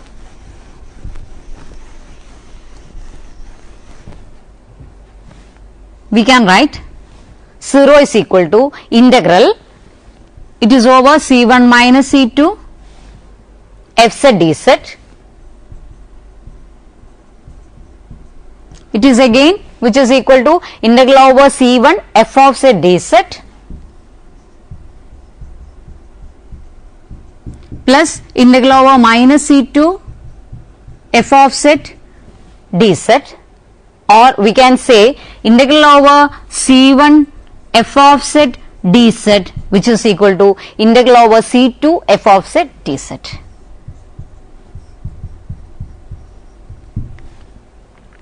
Therefore, the values of the line integral from Z1 to Z2 are independent of the contours taken so long as those contours lie entirely within the simply connected domain D.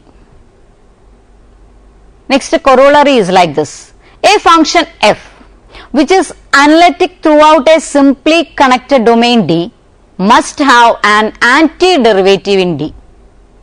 Proof says that let f be a function which is analytic throughout a simply connected domain D.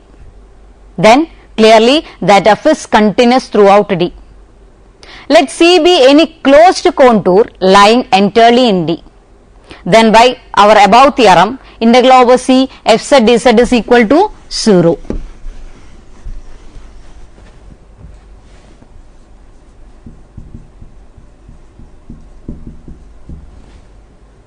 Hence, fz has an antiderivative in D.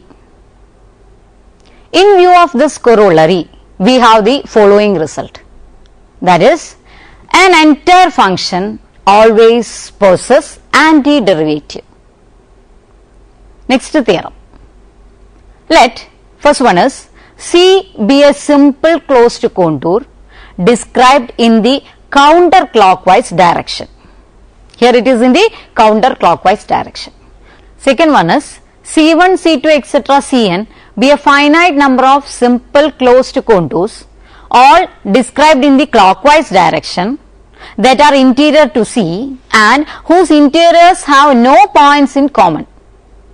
If a function f is analytic throughout the closed region consisting of all points within and on C except for points interior to any ck, then integral over C f z dz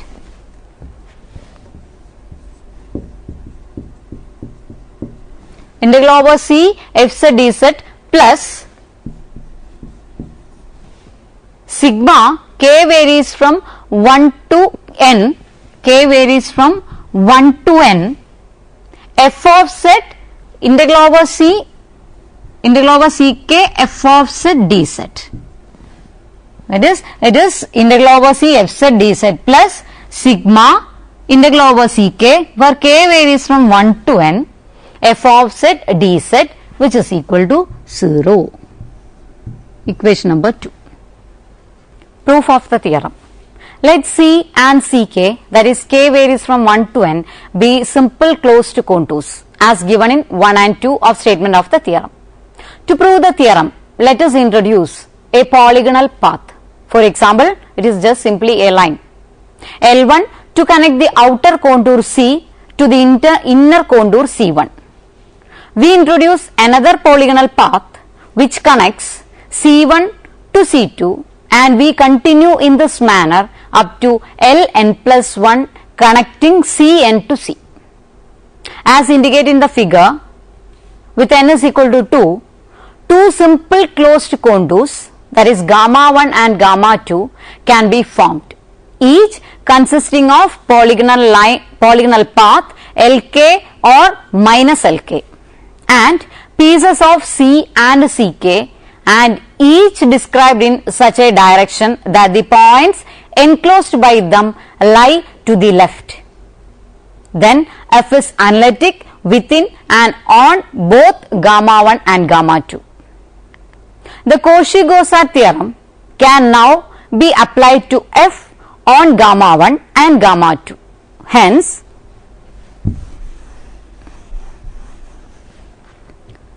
integral over, by applying the theorem, integral over gamma 1 f z dz is equal to 0 and integral over gamma 2 f z dz is equal to 0. And also integral over gamma 1 f z dz plus integral over gamma 2, this is actually gamma 1 integral over gamma 2 f z dz is equal to 0. Equation number 3. Since integrals in opposite directions along each path Lk cancel, only integrals along C and Ck remain. Hence, integral over gamma 1 f z dz plus integral over gamma 2 f z dz is equal to integral over C f z dz plus, that is, this is actually which is equal to integral over C f z dz plus sigma k varies from 1 to n integral over Ck f z dz. Equation number 4. Then from equation number 3 and 4 we obtain integral over C f z dz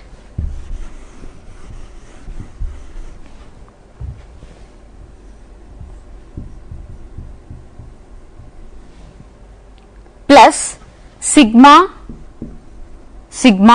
k varies from 1 to n integral over Ck f z dz is equal to 0. Here completes the proof. The following is a compact form of the above theorem. That is, we have a corollary principle of deformation of paths. Let C1 and C2 denote two positively oriented simple closed contours where C2 is interior to C1.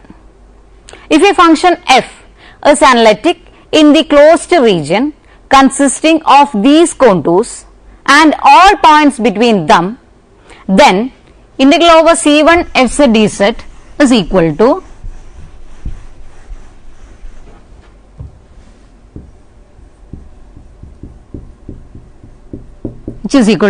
integral over C2 f z dz. Proof. Here C1 and C2 denote positively oriented simple closed contours. That is, it is just like this.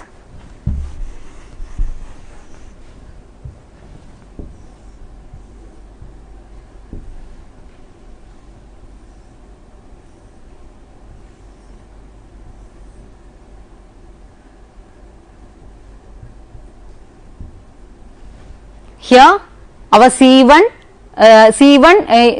is in the interior to C1. So, here we have C2, this is our C1 in the direction.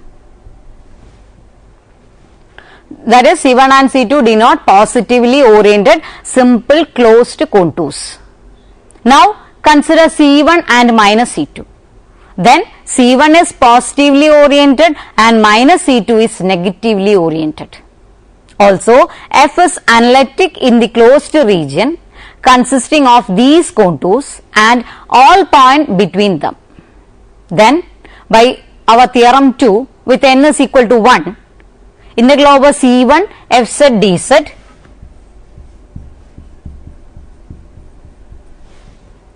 plus integral over minus C2 f z dz is equal to 0.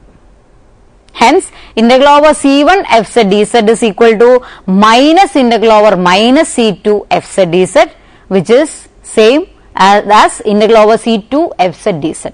That is, integral over C1 f z dz. This we can write as minus integral over minus C2 f z dz. This is again nothing but integral over C2 f z dz.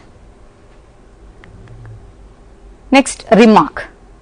The above corollary is called principle of deformation of paths, since it tells us that if C1 is continuously deformed into C2, always passing through points at which f is analytic, then the value of the integral of f over c1 never changes. We can do some examples.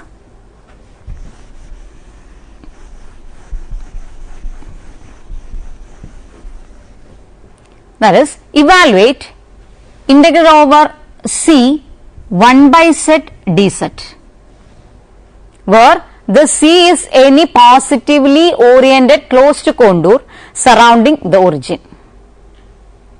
Solution. Suppose c is any positively oriented, that is counterclockwise closed contour surrounding the region, as we have chosen such a c as in this figure. So let fz is equal to 1 by z. Then fz is analytic everywhere except at z is equal to 0. Choose a real number r greater than 0 such that the circle with the center at the origin and radius r lies completely within C. Let C0 denote the circle mod z is equal to r. That is, C0 denote circle with mod z is equal to r, oriented in the counterclockwise direction. Now fz is equal to 1 by z is analytic at all points except where z is equal to 0, where it is not defined. The point z is equal to 0 is not included in the closed region consisting of C0 and C and all points between them. Hence, fz is analytic in the closed region consisting of C0 and C and all points between them. That is, fz is equal to 1 by z is analytic in the closed region consisting of C0 and C and all points between them. Hence, by the principle of deformation of paths, we obtain integral over C 1 by z dz is equal to integral over C0 1 by z dz. Equation number 1. C0 can be represented by, that is, z of t is equal to r e raised to I theta. Here it is 0 less than or equal to t, sorry, it is r e raised to I t, not theta, r e raised to I t. Here t varies in between 0 less than or equal to t less than or equal to 2 pi. Then f of z of t is equal to 1 by z of t. Here we have z of t is equal to r e raised to I t. So 1 by z of t is equal to 1 by r into e raised to minus I t. And z dash of t, that is, z of t is equal to r e raised to I t. So z dash of t is equal to, derivative of this is r into I into e raised to I t. Hence, integral over C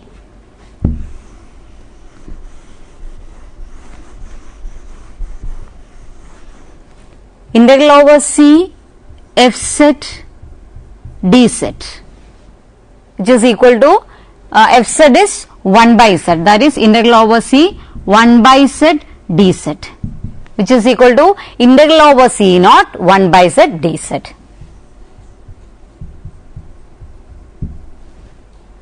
Which is equal to integral over C0 fz dz, that is, which we can write as integral 0 to 2 pi. Here we have f of z, that is f of z of t z dash of t dt, f of z of t again z dash of t dt. Now you have to substitute the values of f of z of t and z dash of t, and you have to integrate, that is, which is equal to integral 0 to 2 pi. Our f of z of t is 1 by r into e raised to minus I t, and of course z dash of t is r into I into e raised to I t dt. Now taking the constant terms outside, and we can cancel this r and r. This is equal to integral over 0 to 2 pi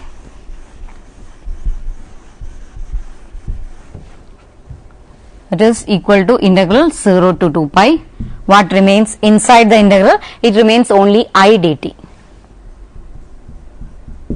That is, I is a constant, and now you have to apply the limit, upper limit and lower limit for t. So it becomes I into 2 pi, or you can say it is equal to 2 pi I. We usually write it as 2 pi I. So here we discussed simple and connected domains, and we have so many examples also. Next we have Cauchy integral formula that we will discuss in the next session. Hope you enjoy this session. See you next time. Till then, take care.